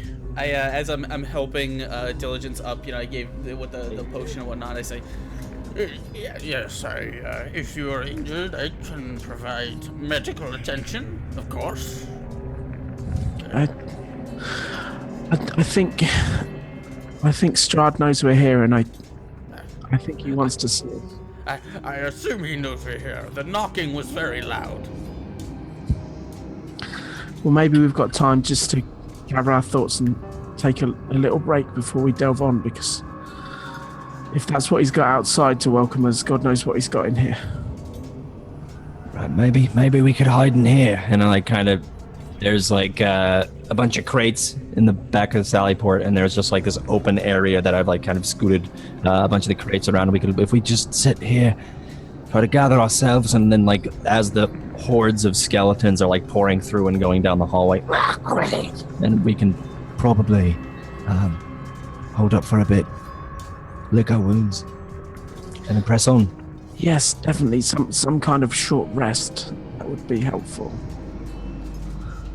Maybe we could gather some of our spell slots. But yeah, so I think we'll probably take a short rest there. Sure, sounds good. Yeah. All right. Let me recharge from Hannah. So heal up however much. Look at that mana. Heal up however much hit dice you want to spend at this point, and recover any spell slots that you can recover. Because you're taking a pretty quick little break here. As you hear the battle still raging on outside. And after this moment's break aside from the battle, you're ready to move on, and there's only one way to go, which is the door. So who's going to open up that door? Don't go into that. I'll do it. I don't think anybody else is probably fit. Me neither, but let's... All right, so Enrin opens up this door, and as you open it with a creak, you see inside this very grand, opulent old hall. It's a dining room, it's a feasting room, and all around it again, you see lovely imagery of the countryside around the castle. Pictures of the castle when it before it had fallen into this horrible state of undeath, basically. You're clearly in an old area of the castle where perhaps no one lives in, or no one's been to for centuries, because basically it's clearly not been entered in so very long. There's cobwebs everywhere, there's dust lying everywhere. At the head of this table there's a figure, and he looks very familiar to you, in that you'd never forget this man, because he is in fact not a man, he is death. He's sitting at the table, this kind of dark hooded figure, a visage of a man, but a very kind of pale skinned, no color to his cheeks, and you can just make out one skeletal hand. Well, it looks like me. Okay. Looks a bit like you, really. Yeah. Skeletal hand on the table, and he's got both hands on the table, and he's got some dice along the table as well. He's ready to play some D&D, but he Death and death. He's just sitting in cobwebs, rather. He looks like he's been here just as long as all the other items of furniture have been. And as you open up this door, he just kind of looks over at the... I've been waiting for you. I have pre-gens, level 3. I have pre-gens, level 3! Like to play the clan? Level 3! I'd like to play a paladin, please. Mine Of course you do.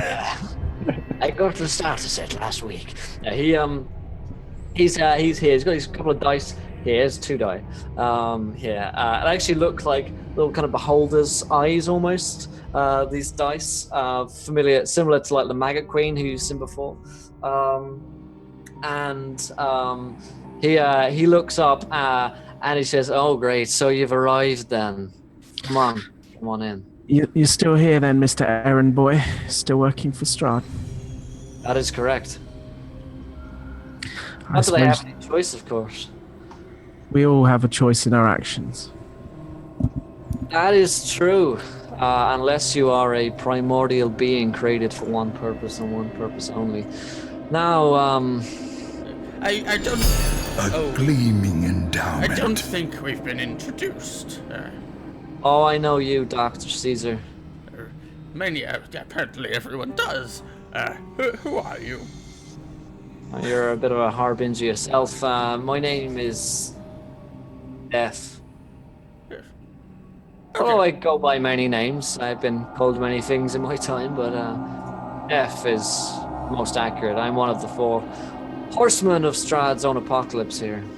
Ah, yes, another one. Well, nice to meet you. And I turn to the group. I say, You have history with this person. I delivered a message once before. It was a message that Firefly Arc had donated £12, and she says nat 20s to help in the battle. Thanks so much, Firefly. That's incredibly Thank generous. you. And let me give you that gold over here. Thank you. So you guys have got some more nat 20s. If you haven't used them already, you got a second one. I think you guys have mostly used your. I think your everyone did. Yeah. So I gave you double the gold. Why not? There you go. But yeah. So You did that, did you, Will? You did that. Well done. fuck you. So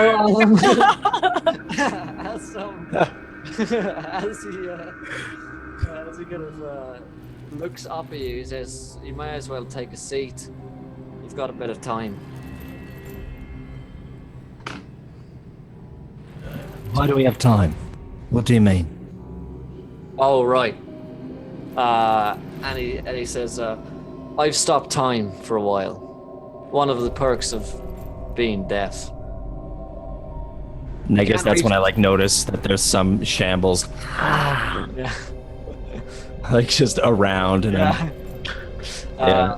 some that walked through and didn't really notice that death was there. Yeah. And, Some are climbing over bookcases but frozen. There's someone one of them is pouring themselves a goblet of blood, but the water isn't the blood isn't flowing anywhere. Yeah. One of them was using a yo-yo, which is frozen in midair. There's an arrow right about to hit one. Mid walking the dog. I can't remember how you do that. Not you. Yeah, the yo-yo. What's playing with the yo-yo of entrails? No, I don't. And he says, "We've got a bit of time, you see. One of the perks gives us a bit of time to chat. Interesting what you said about a choice. So I don't so much have a choice. It's more of a chance. Miles. You see, you guys play blackjack?" As he shows these two dice. I haven't played blackjack that involved dice, no. Dice blackjack. We play it here in Ravenloft a fair amount. You see, these dice are pretty old, and they're actually imbued with a magic even stronger than my own. The eyes of beholders have certain qualities to them. When transformed into playing games, affect the outcome somewhat. So, how about So I you're a say- cheater. No. How do you use round dice? I don't A understand. pumpkin eater. He says, "No, I mean the outcome, as in what happens to the stakes. For instance, I set a stake, and be that stake whatever it is, if I win, then that stake definitely happens. So there's no chance of dishonesty. So if we bet 50 gold, and we rolled these dice, I would gain 50 gold if I won. If we decided that the stakes were these, in fact. And here are my offers to you. If I win this game, then I will kill you all, as I have to. It's my honor-bound duty, and it's within my being to attempt to have to kill you. You may be able to defeat this form here, but eventually I will come and kill you. If you win, you can command me to do one action that you ask me to. Be that help you defeat Strahd, be that pour you a glass of wine. You get to decide that. We play a little game. That way I can defy Strahd. I'm not too much of a fan of him, you might have noticed. Or of anything, actually. So, try and win, if at all possible. So, what do you say to a game then, huh? How does this game work? Well, you try and reach the sacred number of 17, no, 21. 21. You try and hit that target with these two dice. One of them is a 10-sided dice. The other is an 11-sided dice. So in theory, you could get 21 on these two dice in the first roll. So you try and add them up. You can either he explains fucking explains the rules of blackjack to you guys without going into it. You guys don't know. And if we refuse you, if you refuse me, then that's your choice. But I'll have to just kill you. So, like I say, not a choice, but a chance. I'm going to say for the sake of this game, we can't use your nat 20s on it, because there's a certain element of fun on this. Yeah. I roll my nat 20s, and then I'm going to spend... I'm going to use a nat 1. Yeah. That one person that rolls 4 and then says, but, and then rifles through a whole mound of paper and adds like arbitrary amounts to make it 19. So what do you say? Anyone up for a game? One of you feeling lucky? Well, we don't seem to have a choice, so it's going but to it's happen. time, so All right then, Enrin, Colt, let's play. just to clarify, Playing. if one of us loses, do we all lose? That is correct. There's not one roll for the team. It's one roll for the team, so you're not doing it individually. Oh, God.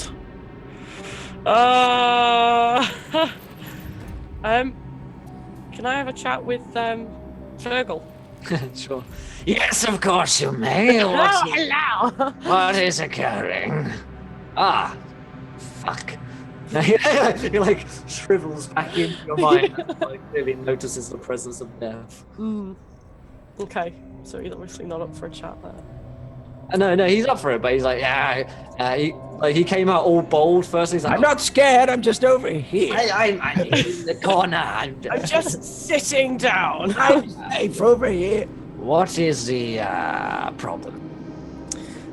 Well, Fergal, the problem is that if we don't win... Oh, yes. Yes, Fergal, yes. If we if we don't win this dice game, we'll die. Yes. I was wondering what your price would be to help us win this game. Let me take a look at those dice. Let's see here. He's like an antiques inspector. He's like this little like lens thing. Let me see. Very powerful magic there. Interesting. Well, it is possible that I can affect the outcome here. However, I would require the same bargain as before. Give me the doctor. The doctor. I need the doctor. Exterminate them. Is this just gonna be a thing? Like every door they open, they just get a chance to sacrifice? Guys, I'm kind of tired. Should we? Oh, kill the doctor. He's like, so he says, as before, I require a soul to devour. So find me a soul. Be that one of your friends. Of course, there's no one else with a soul within the castle, so it would have to be one of you. Okay, Belphegor. I'll think about it, but thank you very much. You are welcome. I will be I'll call you. waiting. I say, Perhaps we could attempt to dispel whatever magic is upon the dice. That's not gonna happen. As a magic user, I believe I would have noticed already. I don't think there It's are any. anti-magic, yeah, in that Yeah. building. So yeah, you've got these incredibly powerful magical items in a, the arena of being very difficult to cast any kind of magic. So. Who's rolling the dice is really what it comes down to. It's not the fact that we don't want to or how we're going to weigh it, but who's going to throw the dice. Diligence is going to sit down. I'll roll the Death? dice. Just roll them. She's gonna, yeah, she's gonna give it a go. Nice. Okay, so what am I rolling? A D21? I think it's a... Yeah, so there's a D10 and there's a D11. I kind of before she does, I'm gonna put my hands on her shoulder and I'm gonna say, Is there perhaps... very quietly, I'm gonna say, Is there perhaps some way we might attempt to deceive our opponent here? Deception Are you saying you want to cheat death? You want to cheat death? Yeah, I don't. Deception is one of the few things I am I particularly mean, I have good at. before. I'm good at lying too, Doctor, but this time, I don't believe. I've already had a chat with Virgil. It's not a very good price. Let me I mean, tell I'm you. not afraid of fighting death, so I think that'd be sweet. I think I'm more afraid of Virgil, to be honest. When they're both talking, can Miles just pick up the dice and roll them? Go for it. all right, go for it, yeah. So as you go to pick him up, he kind of freezes your hand in place from him. He says, "1 second, there's a little bit of pomp and ceremony first. What are the words? Okay. I am always around but never seen. I am often avoided, but you can't outrun me. For I will come when you're old and grey, or maybe even the very next day. I will come with cold embrace and give you rest, a chilled kiss on your face. I come in many forms of emotional state, whether it's irony, love, laughter, or hate. I am everyone's final fate." Slam it. The hot mix save. DJ Dev. Let's go over these real quick. So Most death. most definitely. So roll Def a Jams. D10 and a D11. Def Jam. Poetry. Miles kind of just looks at him and said, I'm not crazy. That's a 14. Yeah, he goes, "I'm not trying to intimidate you. I'm just letting you play a game." So he says, he hands you the D10. In fact, he hands you the D11. I'm sorry, I just rolled both of them. That spoiled it. No, that's all good. That's all good because you can twist or stick, right? So you can have one. So you can, Yeah, you can. blackjack isn't just two dice. Stick or twist. Yeah. So he takes the D11. He says 14. I don't know what the odds are in this, but you're trying to get it close to 21. Try not to roll anything over 7, or you can just stay as you are, and we'll see what I get. Totally up to you. But after you decide, Miles breaks down into Oh. when he sees it roll a 9. oh, that's a 9.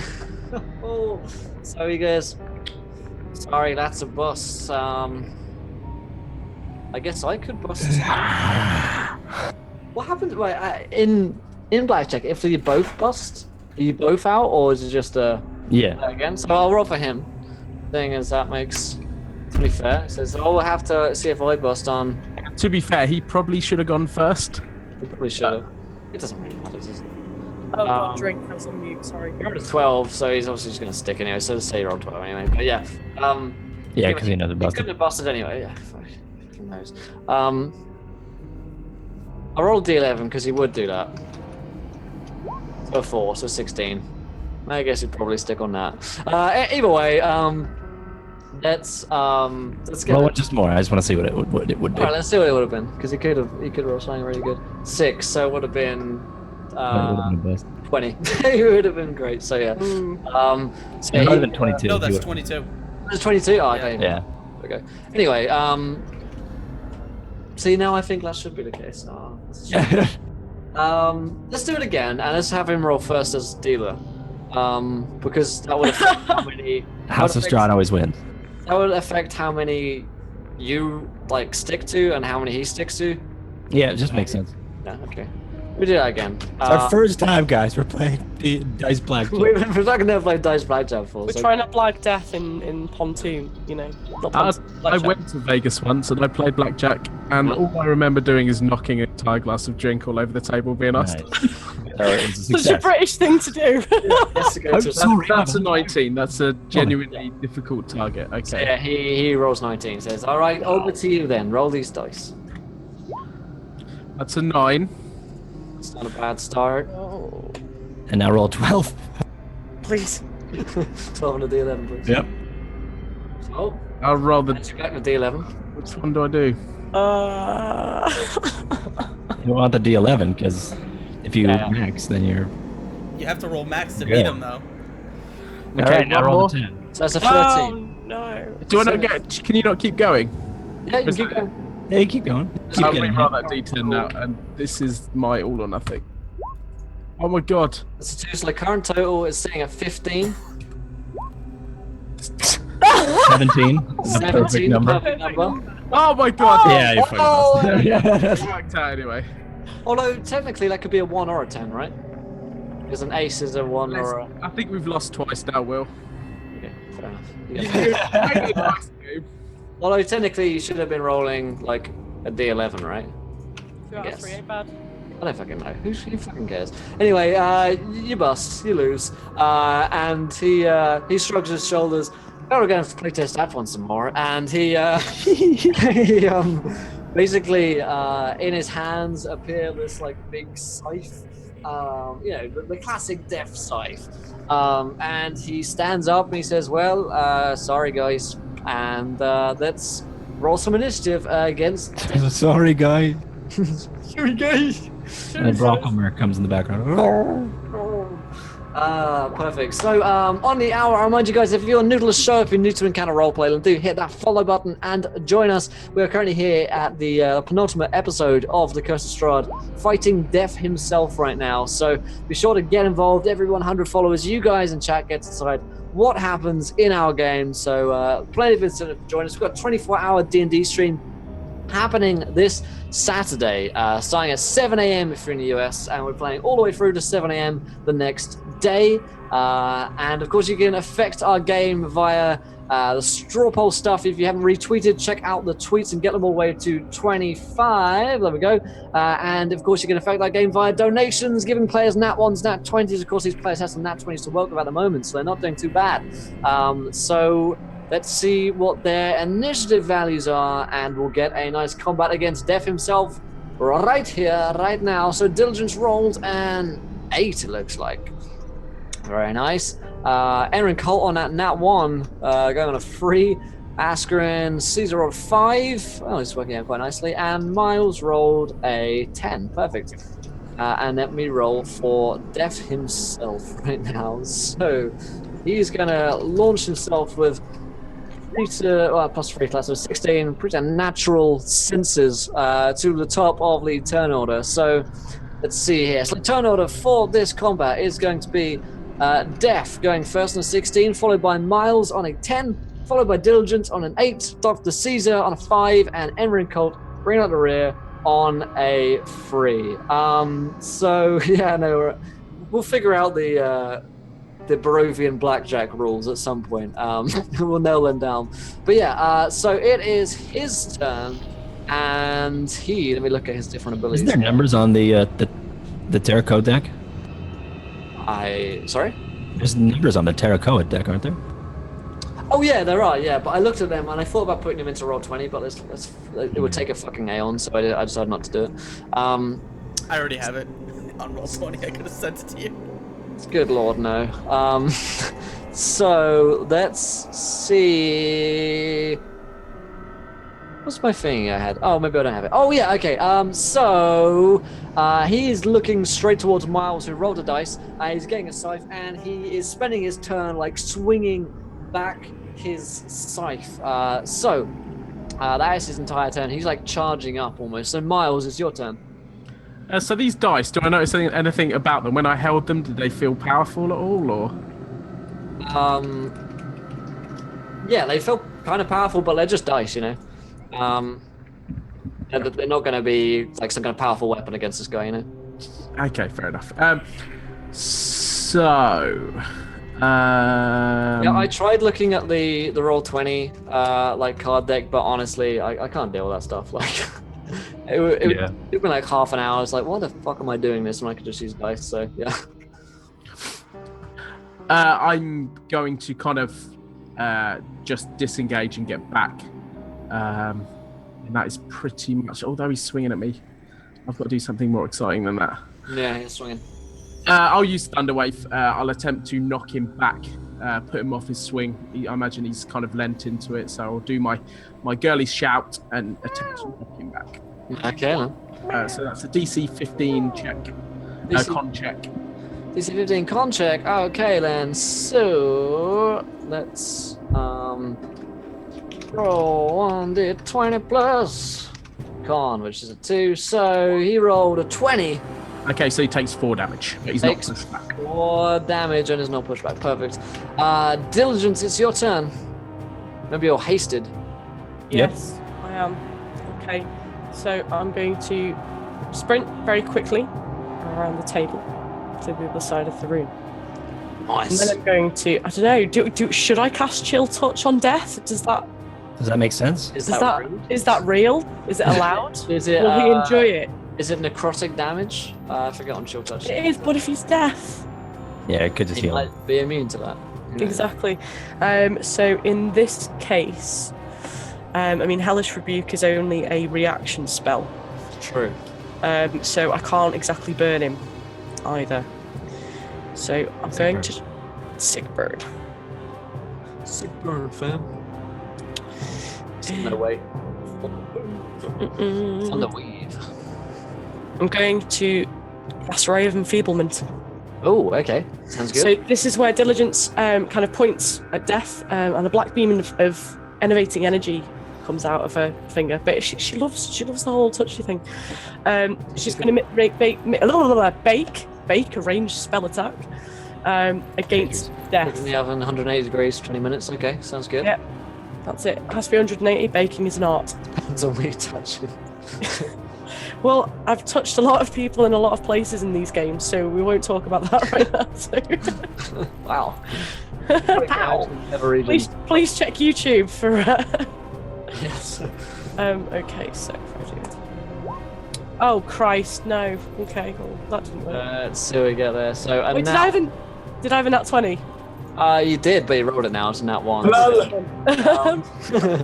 So yeah, as it happens, you attempt to kind of do it, and he just he looks at you and he's like, really? I am deaf. Come on. And it just basically does nothing, but he harnesses that energy from you and just kind of sends it back onto you. So can you roll damage for Chill Touch, and you'll deal that damage to your own self.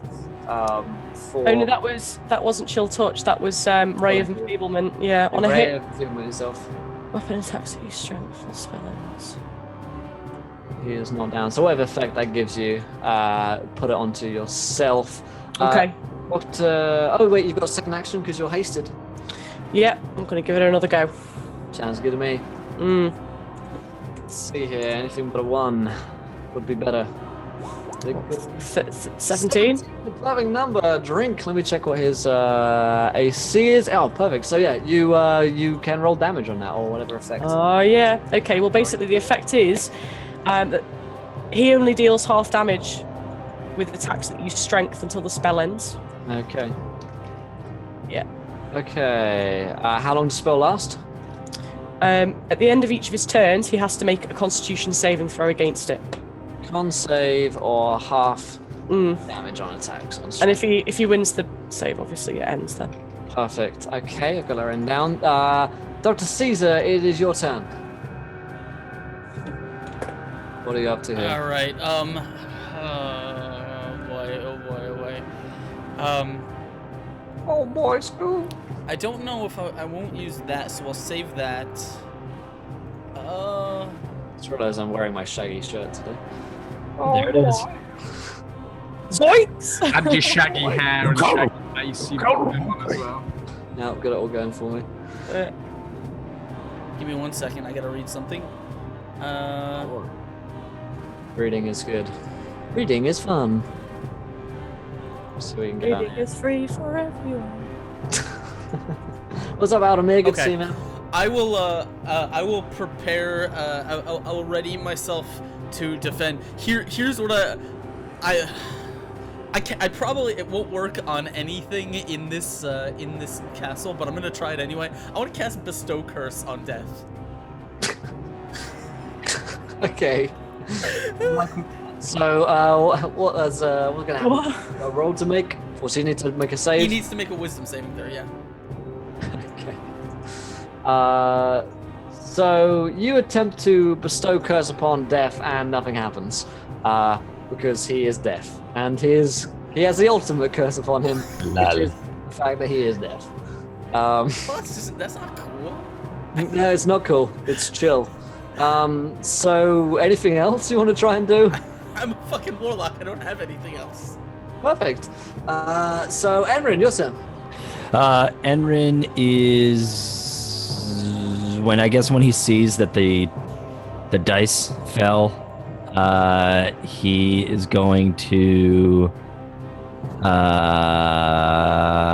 burst into like this, like his eyes widen in panic, and then he bursts into like a spectral fog, creating fog cloud, and then with a bonus action casting Hunter's Mark on Death. So when he does that, I guess he, like, in the panic, he bursts, so the room is filled with like this brilliant white spectral energy, and then through Hunter's Mark is going to be, I guess, what have I been using before? I've been using spectral energy, but I'm trying to think about like what would pierce through spectral energy. Like spectral energy, right? Yeah. Maybe like a bright radiant light or something like that. Yeah. I am going to throw my sunblade at it, and it's going to stick through his chest with like this like beam of like lightsaber in him. But it's not going to deal damage, but it's going to count as my my Hunter's Mark. Perfect. That sounds cool. All right then. So anything else, or your turn? That is my action and my bonus. That's a wrap then. Okay then. So at the top of the turn, it's Death's turn. Can you roll me a quick Constitution saving throw, if you'd be so kind, Miles? Yeah, because my con is amazing. Miles Edgar. That is a 5. That is a 5. So how many hit points do you have at the moment? I have 39 hit points. What is half of 39? That's going to be 19 rolled, rounded down. Sweet. So Round it up. How dare you? your damage, your hit points are halved, 7.5, as this scythe which he was having just kind of slices around and catches you on the leg, and opens up a deep wound within you after he's been charging up that scythe attack there. And after that happens, he is going to create an aura of death all around him. So you guys are all within this radius. Can you all make me dexterity saving throws, please? I'm gonna use my... No, not. I was going to. I have advantage because he's death, and I hate undead. Even though I'm undead. Oh, Christ, guys. I guess he's 16. technically undead. Sure. 16 is cool. I got a 15. All right, everyone other than the doctor is gonna take some Diligence. damage here. What You did mean diligence rolled a 4? Diligence 4, so yeah, everyone other than the doctor is going to take damage here. So you guys take 8 damage as he basically, after he kind of brings a scythe down, he just creates like an orb of burning black fire, which just kind of emanates around you. And every turn that you spend within this room, you're going to be taking 1d6 damage at the start of each of your turns. So write that down. Every turn you're going to be taking 1d6, and you can find a way to dispel this somehow. So that takes it to Miles Edgar's turn. Okay, so I've just seen my character sheet. I have something, so I'll go with it, and you can tell me off or tell me no. Miles is going to reach into his pocket. He's going to pull out this little bottle of liquid that he's got somehow. He's going to throw this bottle of liquid, and at the same time, he's going to cast one of his spells, which is Shatter. And he's going to aim it kind of centered just between between Death and this bottle, which is a bottle of holy water. Nice. So I'll use the spell Shatter, Shatter. which I love. I love it. This is at level 3. So he has to do a DC 15 save, otherwise he takes 22 damage. What is the Anything else? DC 15. DC 15? What? It's Dex, I think, although it's got charisma for some reason. What's up, cousin demon? Alright, Dex save. He's fairly dexterous fella. So let's see what he's It's con check, sorry, my bad. on check. Okay, so 19 he rolled, so save. So that's going to be 11 damage. 11 And damage, right then. Does the holy water do anything? Let me have a check here. Let's see. Also, the potion wouldn't have combusted because Miles wasn't within 60 feet of... Holy water's not a potion. It's not a potion of God, is it? Not A potion of God. Yeah, a potion of godliness. So the holy water doesn't seem to do anything particular to him. He's not. Does it cleanse the area we're in? I guess, yeah, sure. It makes it a bit cleaner. It feels a bit holier around here. Gives you a bit of courage, maybe. It doesn't have any like statistical effect though. Diligence, your turn. Take a d6, and Miles, take a d6 as well. Oh god. You guys can roll these for yourselves, otherwise I'll be rolling all the time. Oh, rolling. 2. 2. Nice. Miles took 4. Perfect. So, what are you going to do on your turn? I'm gonna give my new spell a go. It's Eye Bite. I bite. Eye Bite, yeah. It's Eye Bite. I don't bite. I try not to bite. I don't bite except from when I bite. So basically, it's where Death has to make a wisdom saving throw. Diligence's eyes are going to become like an inky void, and she's going to stare right at him, and he's going to have to make a wisdom saving throw or be affected by one of the following. I haven't decided yet, but if you'd like to make a wisdom saving throw, I'll make a choice. Hopefully. Also, cuddling myself up here. It's getting cold in this room. Rolled a 12. Rolled a 12. That's okay, a yeah, failure, that's a fail. Yeah. So I'd like him to fall asleep. Okay, let me check. When he's asleep, he falls unconscious. If he wakes up, if he takes any damage, he wakes up. Or if another creature uses its action to shake him awake. Okay. Unfortunately for you, Death is immune to sleep effects. Okay, so do I pick another one or? Sure, I'll let you pick one more. Okay. Oh god. This guy is like a crowd control beast. He's amazing. I'm just wondering because I think Death's pretty much immune to Everything. A bunch of effects, yes. everything. Yeah. Okay. I'm going to give Panic to go. Panic to go. All right. So Yeah. what's Panic is that Death is frightened of me. On each of his turns, he has to make a dash action and move away from me by the safest and shortest available route.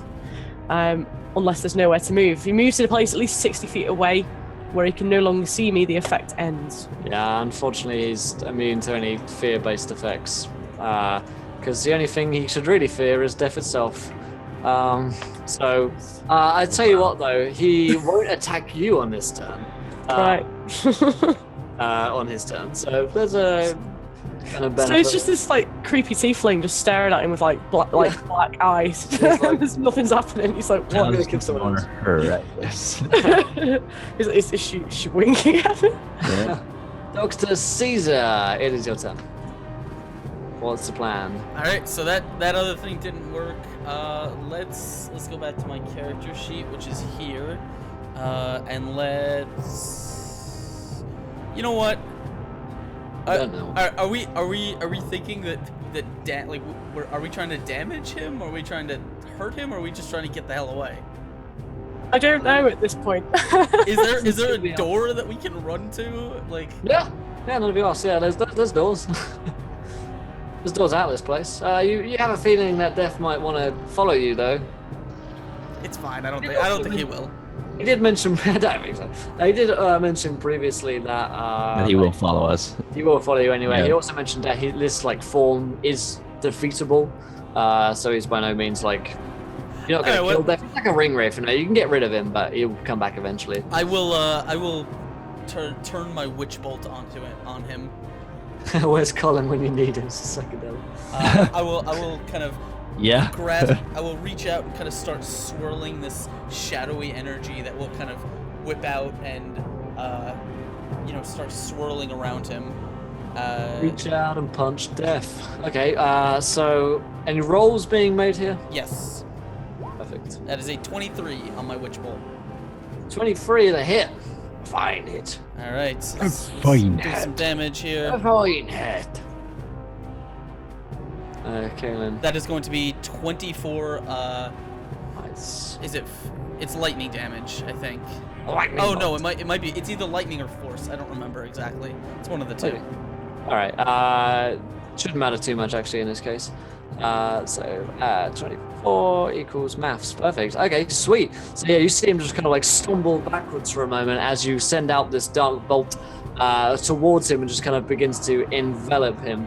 And he definitely took a step back there at that point. Too bad Dev's immune to damage. That was Caesar's turn. So Enrin Colt, it is your turn. Out of It the is. fog flies one bolt of Eldritch Blast. No, that's a bonus. No, it's not. Eldritch Blast flies forth. It hits him and deals critical damage because I'm using my nat 20. I I should have quit the witch bolt. also do 2d6 extra damage. So there's 20. 20. And then 2d6. Wait, why is it 2d6? Okay. 1d6. Hang on a sec, folks. I'm gonna mess So around. 29. 29. That is a hit. 29. No, that's 29 damage. Damage. Perfect. Yeah. Oh, it's 2d6 because it's critical. Nice. Nice. So actually, it's 20. That's 31. 31 damage. All right, let's get maths going.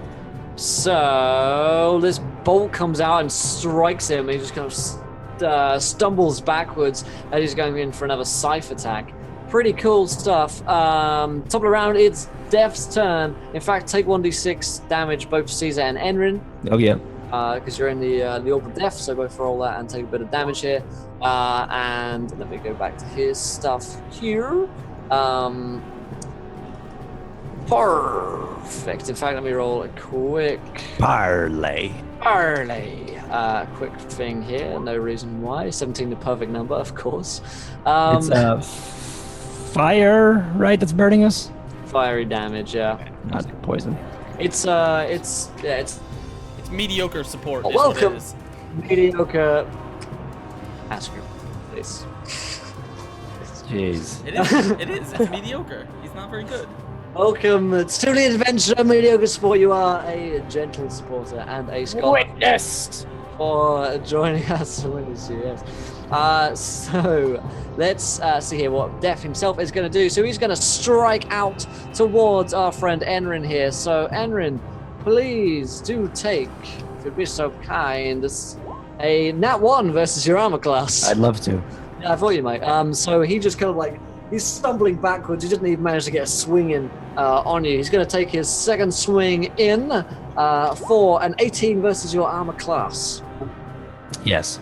All right then. So you do take 11 damage as he strikes you with a scythe. Go ahead, Ashken. Oh, I was just gonna say you did cast fog cloud at the beginning, right? I did, yes. So would these be a disadvantage against you? These would be a disadvantage. Sure, they totally should be. However, again, dude is fucking deaf. Okay. Also, you sent out bolts towards him, which should be a disadvantage as well, technically, I guess. Because yeah, through the I critically hit. Oh yeah, you crit hit. My Sure other, thing. my other roll is like a 21, I think. And I have advantage. Cool. So yeah, he doesn't give a fuck about fog. Unfortunately, the fog almost seems to like become one of his robes, I suppose. He's wearing your fog. He's wearing Damn a it. fog Are you, right are you now, gonna let him do that? and quite honestly, he looks hot. He was actually vaping, and it's all just kind of mixed. Yeah, that's what it looks like. Yeah, he's We get it, you vape. get it. Yeah. Okay, so Kaylan, so we roll a quick thing here, and Miles, your turn. Take a d6. do I not take it at the end of the turn, or was it the start of the turn? Start the turn. Yep. This is not good. Oh god. So you take another d6, and it is Yeah. your turn. Okay, so on the literal death's door, Yes. Miles is bloody and beaten, and he sees only one chance. He reaches forward and he rips the scythe out of Death's hand. Cool. And he rolls My it. hero. And he rolls And he rolls a nat 20. Nice. Sick. Oh, fuck. Oh, I just realized what I wrote for this. Okay. Am I dead? Oh no. So, let's talk about this. So, you've seen Pirates too, right? Where, like, like Davy Jones's heart and stuff, there must always be a captain of a ship, that kind of idea.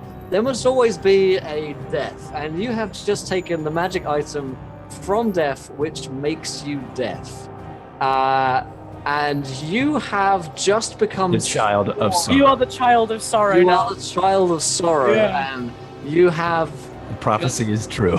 The prophecy is fucking real, man. Because Did you expect it to go this way though? so this is what I wrote. So, Death Scythe is a powerful magical item with a price. He who wields the scythe becomes the new Death and is sworn to fulfill the role. Possible endgame for one party member in brackets Enrin. I put. Wait, what was that? Plus what? I said possible endgame for one party member in Oh. brackets Enrin. They become fully aware. Yeah, I said it in brackets. They become fully aware that if they want to permanently take the scythe, then this is an option. But I didn't want to force it upon you. Take the black. Take So the black. That's Do sick. Do it. I was like, oh, now you've taken it. The child of sorrow Yeah. has become real. Other It's, than it's still a death. Other than the obvious fact that you become deaf himself, the scythe is a +9 to hit with 1d10 +5 slashing damage. You can also do So you look like any endgame gnome warlock from Warcraft. yeah, and also the cool thing with the scythe is that you can do a special charge up attack, which was done upon you. So it's like an attack where you don't do anything on that round, but after you've charged up for a round, they roll a Constitution saving throw, DC 16, and if they fail, then their hit points are halved. And after they've been healed that once, you just kill them if you manage to charge up attack again. So, cool stuff. 2 hits from the side when you're down, but so basically, Mars, you just rip it from him, and you see the kind of spectral energy from Death. He's like this glowing kind of ghost figure at this point, just begin to like evaporate from him, being forced out of him. And you see it kind of flowing into the scythe and into your hands as it crackles up around you. You feel this cold energy filling your body. You feel your consciousness kind of like being altered.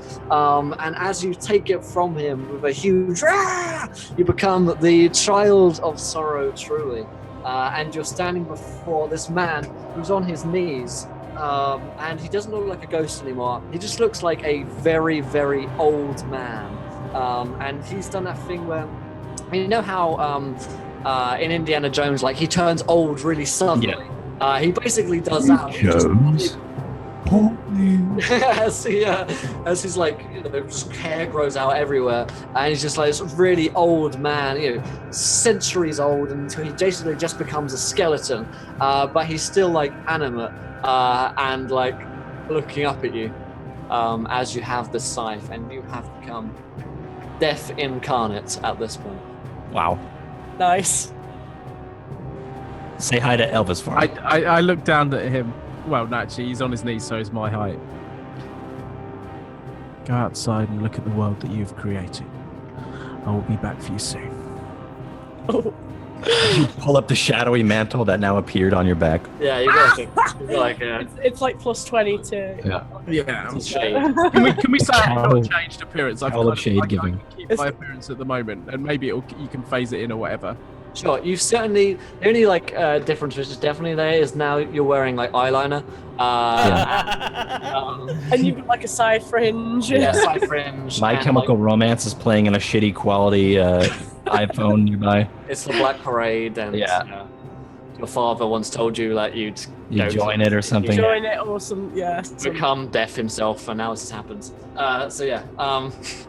That's like the end music of you like putting the the buds in. It's just When I was a young gnome. That's the final image of him. Is he's just putting in the earphones as he accepts the mantle. That is an awesome D&D band, though. My Chemical Nomance would be amazing. Hey, there it is. No, please, God. Chemical Nomance. well, that's it. Thank you so much for watching. That's Bye. what can we say?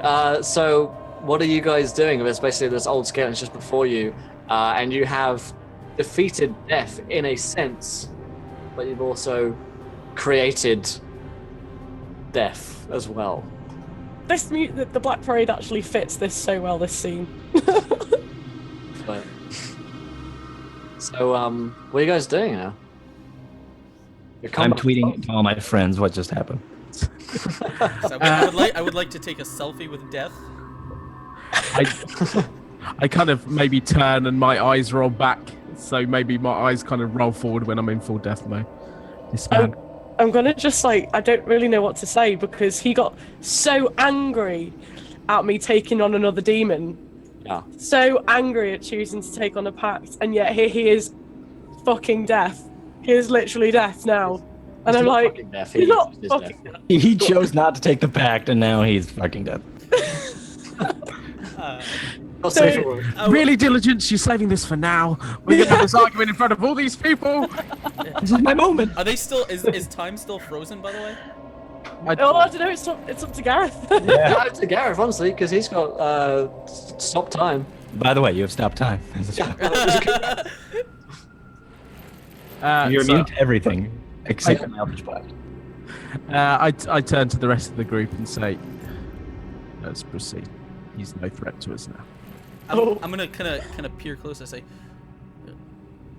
"Are you yourself? Are you still in there?" I said we need to move. This Let's is gonna move. move on. This is gonna go. Walk on. Shit. I misty step back into my actual form, and I start to stride out. I point towards the door, and as we walk through it and I shut it, kind of time re-happens and everything kind of crashes down in the room. Nice. That's cool. Everything That was knocked over mid-time freezing actually continues. That would be really cool, and like the scene could be like everyone sort of walking away, and then Miles just like clicking or something. And then It closes the door, and then just like the table is turned, the chair finally continues moving, like the ones that we've like the battle that happened and the scene that was created through the fight actually continues because time stopped, so chairs wouldn't move and shit. Yeah, can I play a little bit further? So this guy who was deaf, he kind of staggers himself to the window as we walk out and looks at the fucking dead world outside with these undead minions. It's really off-putting, you kind of just dancing there, Wilbur. And then the door shuts, time happens, and the time that had froze him and kept him alive, he just decays into dust, and it all kind of blows out the window. So, Haha. I've got a secret expressive name. So, so let me make a quick note here of something because it's important. Miles is deaf, all in caps. Okay. How much experience do we get for death?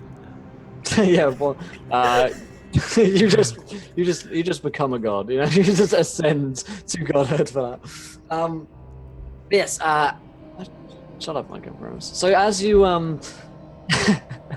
as you finish my Chemical No Man's song, there is like a moment whilst you're walking through these corridors, through the castle, out from this door, and out into the rest of the keep, passing more paintings through this kind of old, very decadent castle.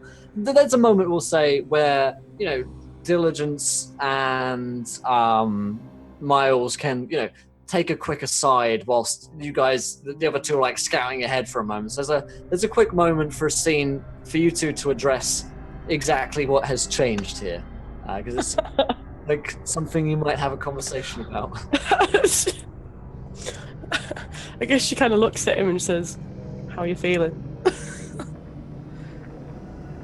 I feel like I've got all the power I need to make what I want to happen happen.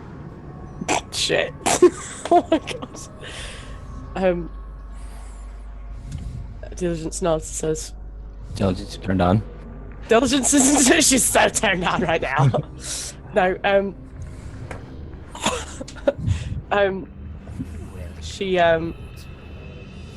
says, are you sure you know what you're going to do? Do you feel in control of it? You're going to thank Madcat 1967 for following. Welcome to the adventure, Madcat. You're a gentle cat and a scholar. Thanks for following. What's up, Devil Reason? Good to see you again, dude. Buddy? I don't think I've ever been in control, Diligence. I think I've been living for other people all my life, and I finally feel like I can control my own destiny at this point. This may just be another trap. This is another thing I've walked into that I can't escape. But I think this will let me do what I need to do. Okay. Not that you need it now, but I'm here for you if you I'm here for you. Good luck. I kind of just put my hand up to your face. Maybe my hand feels stone cold now. Freeze it. She's gonna just like And then you die. Yeah, the thing is though, she's so casting fire, and obviously being a demon, she's, I guess, her body temperature kind of runs super hot. So feeling Death's hand on her face is gonna like. Oh my god! What if she give her like died? It's like an amazing conflict. Yeah, so as I never touch her. We can never be together. Yeah, you fucking kill her. That's a great point, actually. Yeah. When you go towards to touch him, you start feeling like who's that character in X-Men, like the rogue girl? Yeah. Oh, Yeah, when she's dressed like And so like you touch his his face, and you feel like yeah. start being like energy sucked out of you, and like the very life essence being sucked out of you. Like break it away. It's like take a breath and you're okay again, but you realize like contact for longer than like a few seconds is gonna just be it, you know? I don't know what this means for us. I can't ask you to be with me.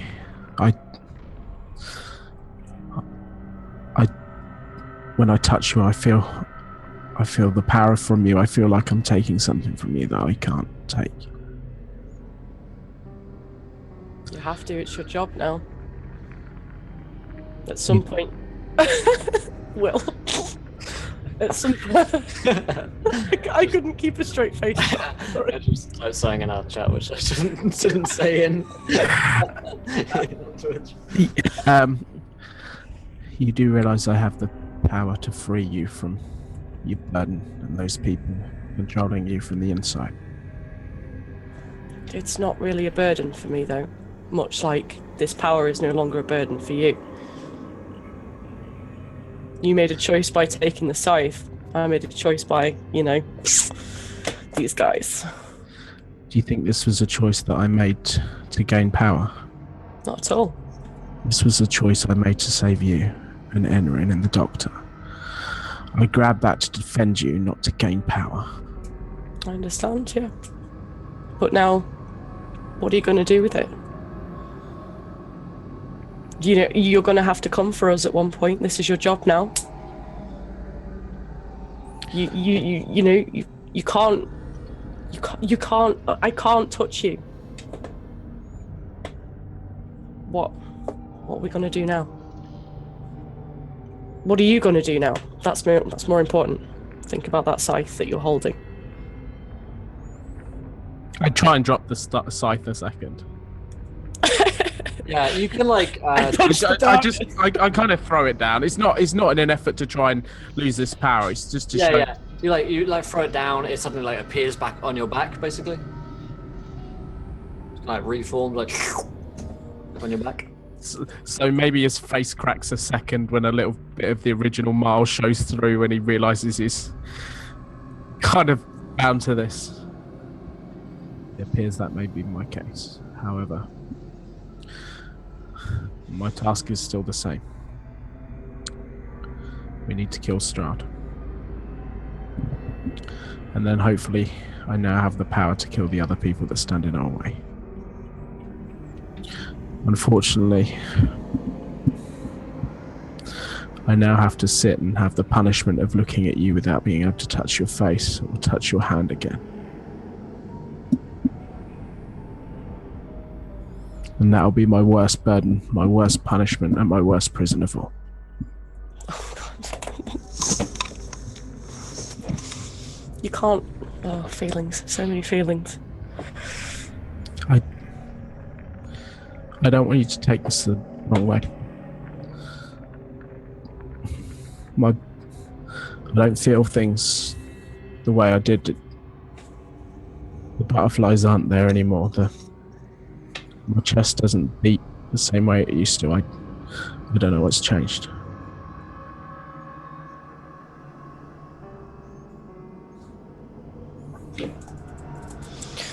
Well, I still want to be with you, Miles. Death, whatever you call yourself now. You're still you to me. And it's going to be as hard for you as it is for me not to be able to hug you and comfort you when you need it. But there's nothing much else we can do, really. Going forward, you know.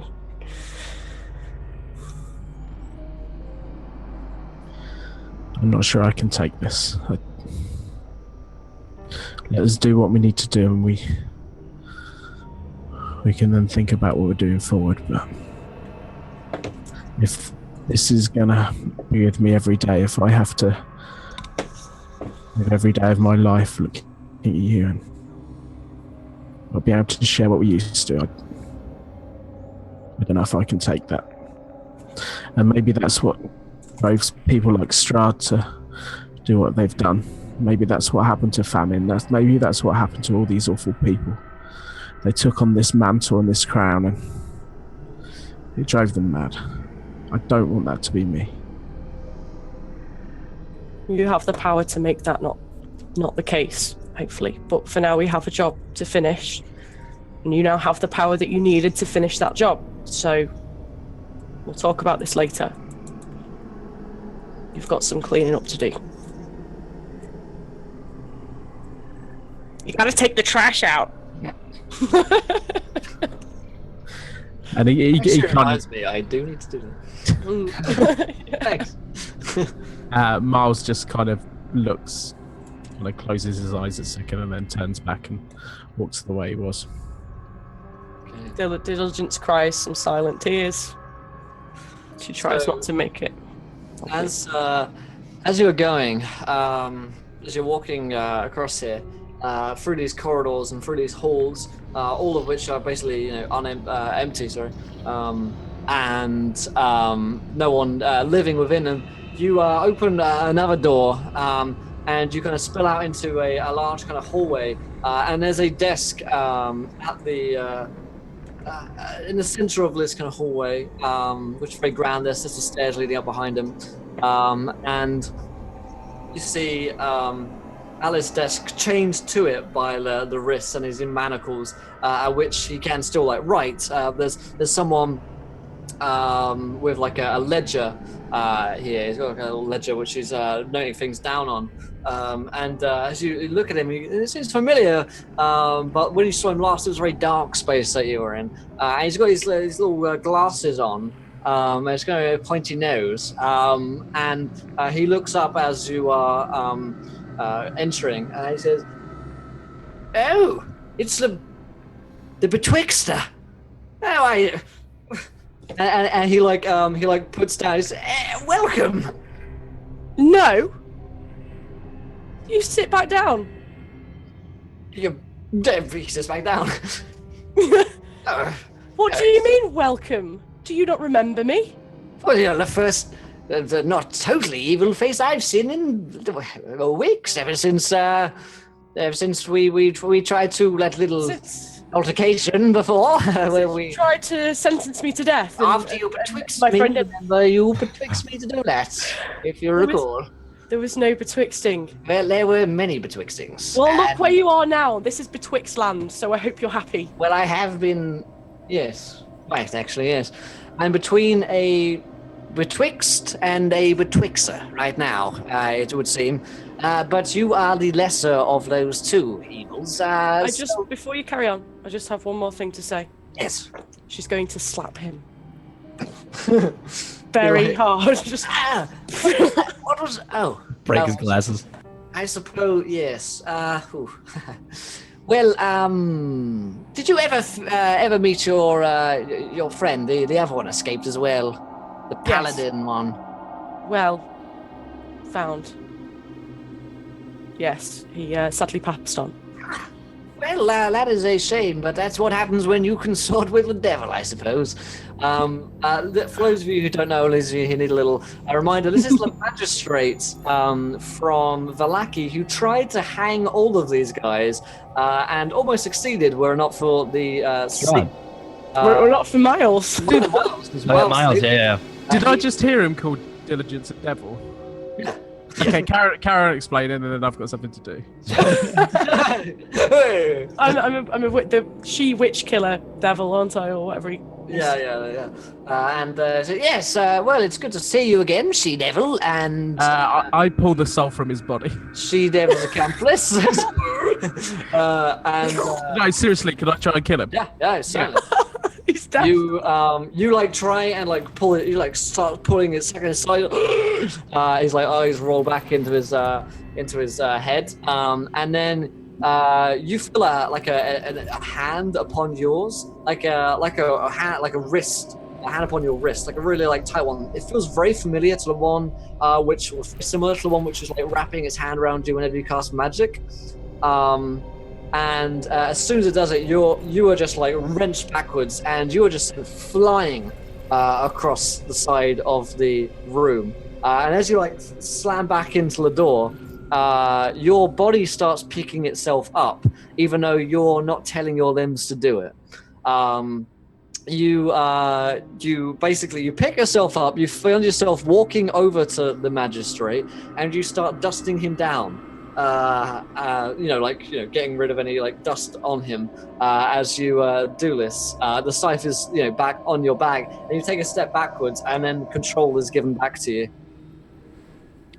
Oh, that is great. Oh, the scythe. Oh, so you're the new Death. He gets out one of these ledgers. You are the new Death, and now, Mr. Death, what would you like to be known as? The Destroyer of Worlds, the Eater of Souls? What would be your preferred title?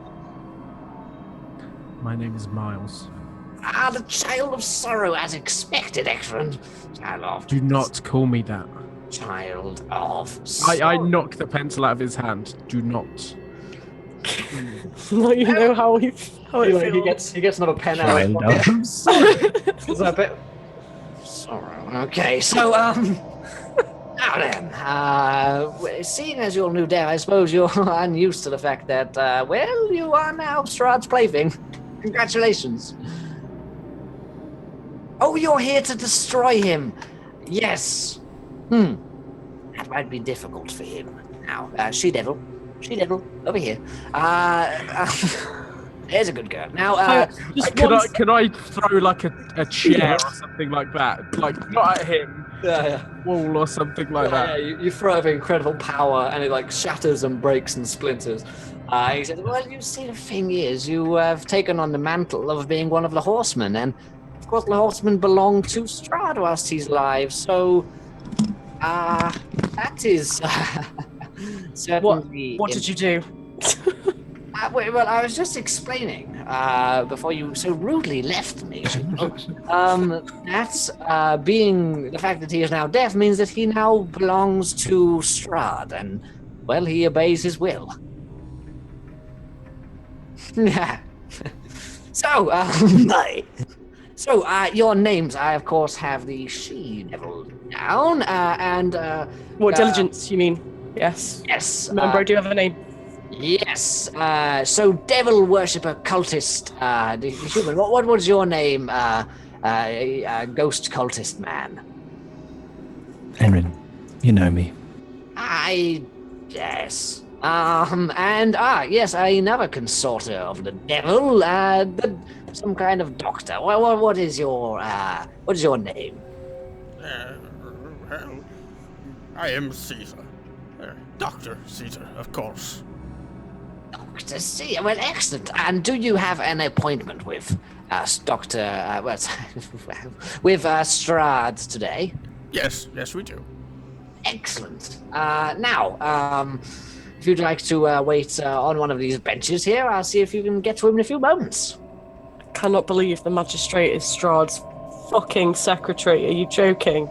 You see, what with the whole events in Vallaki after, he got all, where is the she-devil and the others, and is hunting you down, he found me, and he needed someone to do the paperwork, and of course I am a bit of an expert when it comes to this, so, here I am, chained, but still happy. She's gonna slap him again. Just putting you on the guest list now. One of you please kill this man. If you'd like to wait for a few moments, and our host will be with you shortly. Could I Misty step behind him and put my Some dagger kind of venom in his back? There's some kind of like Ravenlofty lift music playing in the lobby as we're waiting for So you there's sudden like poof, as Ember is like gone, and suddenly it appears behind him, stabs him through the back with the poison dagger, and he goes, "Ow! Can you take that out, please?" No. Will not. Diligent stands up He just tries to reach it. twist it. Where's my back scratcher? Tries to- I know, just the thing, and it's like a clampy, graspy thing. That when I can't reach things, when I fall and can't get up. That is most painful. Well, benefits of not having a soul anymore, I suppose. Why is Strahd waiting for us? Why does he want to see us? Yeah, what is he You're the- busy with? Not a child of sorrow. Oh, he's with his children right now. Strahd's a father. Father of many. Yes. And the girl is with him too. Oh, What girl? it's Stinky's sister. What? Whose sister? Was that girl that we needed to get in the beginning of this entire campaign? Probably. Irina? The girl. Yeah. What girl is with Strahd? Well, of course, Irina has been dispatched of. Her soul has re-entered the ether after, did nothing to save her. Girl is with Strahd.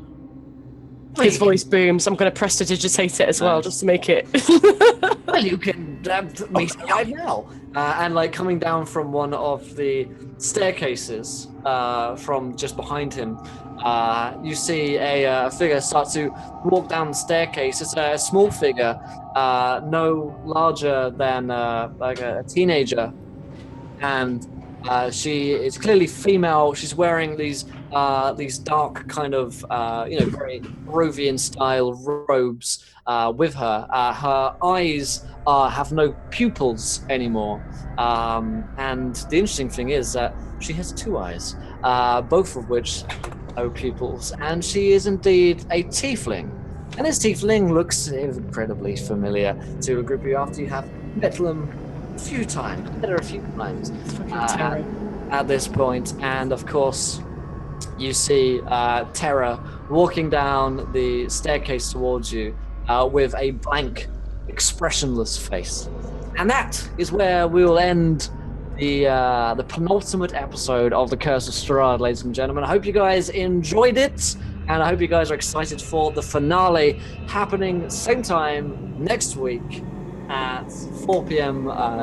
Eastern Standard Time on Wednesday. So what do you guys think of that session? Let us know in chat what your thoughts, your feelings about today's session. And of course, if you are new, do hit that follow button, join us, and to be catching up on catching all of our new shows, because we're back tomorrow with 6 more hours of D&D starting at 1 p.m. Second show's at 4 p.m. and we're here all the time playing the 24-hour streams happening on Saturday. So leaving you guys wanting more here. But let's go around to get some thoughts, feelings, hooks and plugs from players. No one must go on forever. I know, I've got to leave you guys on a cliffhanger for the finale though.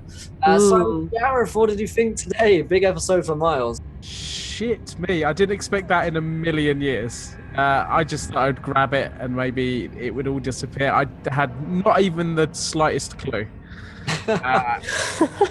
And now I am Death himself, who is an instrument of the Strahd, which is potentially Miles's worst fear. This is like everything bad that could have happened to Miles has actually happened. I'm sure you've got worse planned. I'm sure it's going to get even worse. Oh, Rocks fall. It's going to be really tough to try and roleplay this, going from someone who's quite innocent, getting a load of power, and then potentially being kind of... So I'm going to have to work that out. But yeah, it's a really amazing thing to happen. Again, was this one that chat helped you do? Oh, yeah, definitely. So props to you, chat. This is so damn fun. And we're really... the whole season has been a dream to play. It's my favourite D&D session, campaign I've ever played in. Yeah. It's good fun. Yeah. I'm enjoying DMing it a lot as ever as well. Lee, thoughts on today's session? Hello. It was Any a very, hooks and plugs? very difficult one. Very kind of tactical, which is it was quite an action-based one. But definitely the Miles becoming Death, did not see that coming. Honestly, I didn't. But it makes so much sense. Makes so much sense. Yeah. I am Ginger Snapper, same as it is in Twitch. You can find me on Twitter. I draw things sometimes. I make things sometimes. Also, although I have already hit the target, on the 9th of August, I am doing an assault course in Manchester in the name of Macmillan Cancer Care. Now, I've already hit the target, and as a result, I am running this race dressed as Schmeagol, the goat. Any extra little donations would be greatly welcome. Just to keep the spirits up, keep it going. It's a great cause. Thank you so much for donating, everyone who's shared and donated. Greatly appreciated. It's awesome. It's awesome. I can't believe that one shot has spawned so many Smeagol memes. Like that one game we did. So many. Well, it raised £300 for Macmillan Cancer Care, essentially. Yeah, that's great. There you go. So yeah, who says D&D can't make a difference? Oh, stop laughing, Monkey Fluff. You know. So Mythmatic, good. Thoughts on today's session and then hooks and plugs. I thought it was great. Best thing was the prophecy of the Child of Sorrow coming true even further than just the funny thing with that, I'll talk about it after we finish the season. I'll do a kind of wrap up, but I had a lot of different things planned for that, but I mean, I don't even need to because we've done it. Yeah, that's it. Falls into place, Yeah, it's really cool how that kind of stuff happens, and it's a great tidbit for anybody DMing. You throw a weird, ominous prophecy in your game, the players are going to remember it and find any hook possible to throw it. Self-fulfilling. Yeah. And it's really cool because you're like, oh my God. But it's like, it will happen. It's really cool. So anyway, thank you so much for the amazing plot, guys. Chat, you're great as always for making this game like better than the last session, which is really hard for D&D for the next session to be better than the one previous. And it seems to have proved so. So you guys are awesome. Thank you guys so much for that. Guys, I'm Mythmatic on Twitch. I stream role-playing games, tabletop games here, and tabletop games there. I also play a bunch of different role-playing games in video games. I'm playing Arc RP right now. I'm role-playing through my own server, which you guys can check out right there, and you guys can play along with me. We have dragons this season. It's crazy. But yeah, come hang out. I'll be streaming later. Thank you guys. As always, chat, you're great. Awesome. And finally, Askren, the doctor. How's it going, man? Once again, I say this every week, but thank you guys for, allowing me to just hang out and watch you guys, watch you roleplay. It's, it's always fun. Obviously the session was, was a ton of fun. Everyone was trying, crazy different things and, just getting nuts with trying to bust Strahd's castle down. So I'm having a ton of fun. I look forward to every time I get a chance to hang out with all you guys. I don't really have anything to add that hasn't been said already. It's the story is great. The chat, everything the chat comes up with, even as ridiculous as it is sometimes, just somehow works out, which I think is awesome. So props to all you guys. For those of you who don't know, my name is Askren. I'm the host and the Dungeon Master for the Exploding Dice Twitch channel, where we hang out and we play Dungeons & Dragons live every Sunday. You can also find me hanging out here tomorrow at 1 p.m. where I run a campaign called Reign of Winter with Will, Trainsy TV, and Kira from Subpar Mediocre Gamers. And we have a great time there. Also, I'm going to be spread all over this upcoming 24-hour session, like too much butter. And also I have a talk show, which is my favorite thing to do. I hung out with Mitch here and we talked, and also on Make Gaming, we talk Dungeon Master stuff. That's every Tuesday. So if you want more D&D in your life, you can come hang out and we will make your lives better. Make your D&D lives better, yeah. That's awesome. I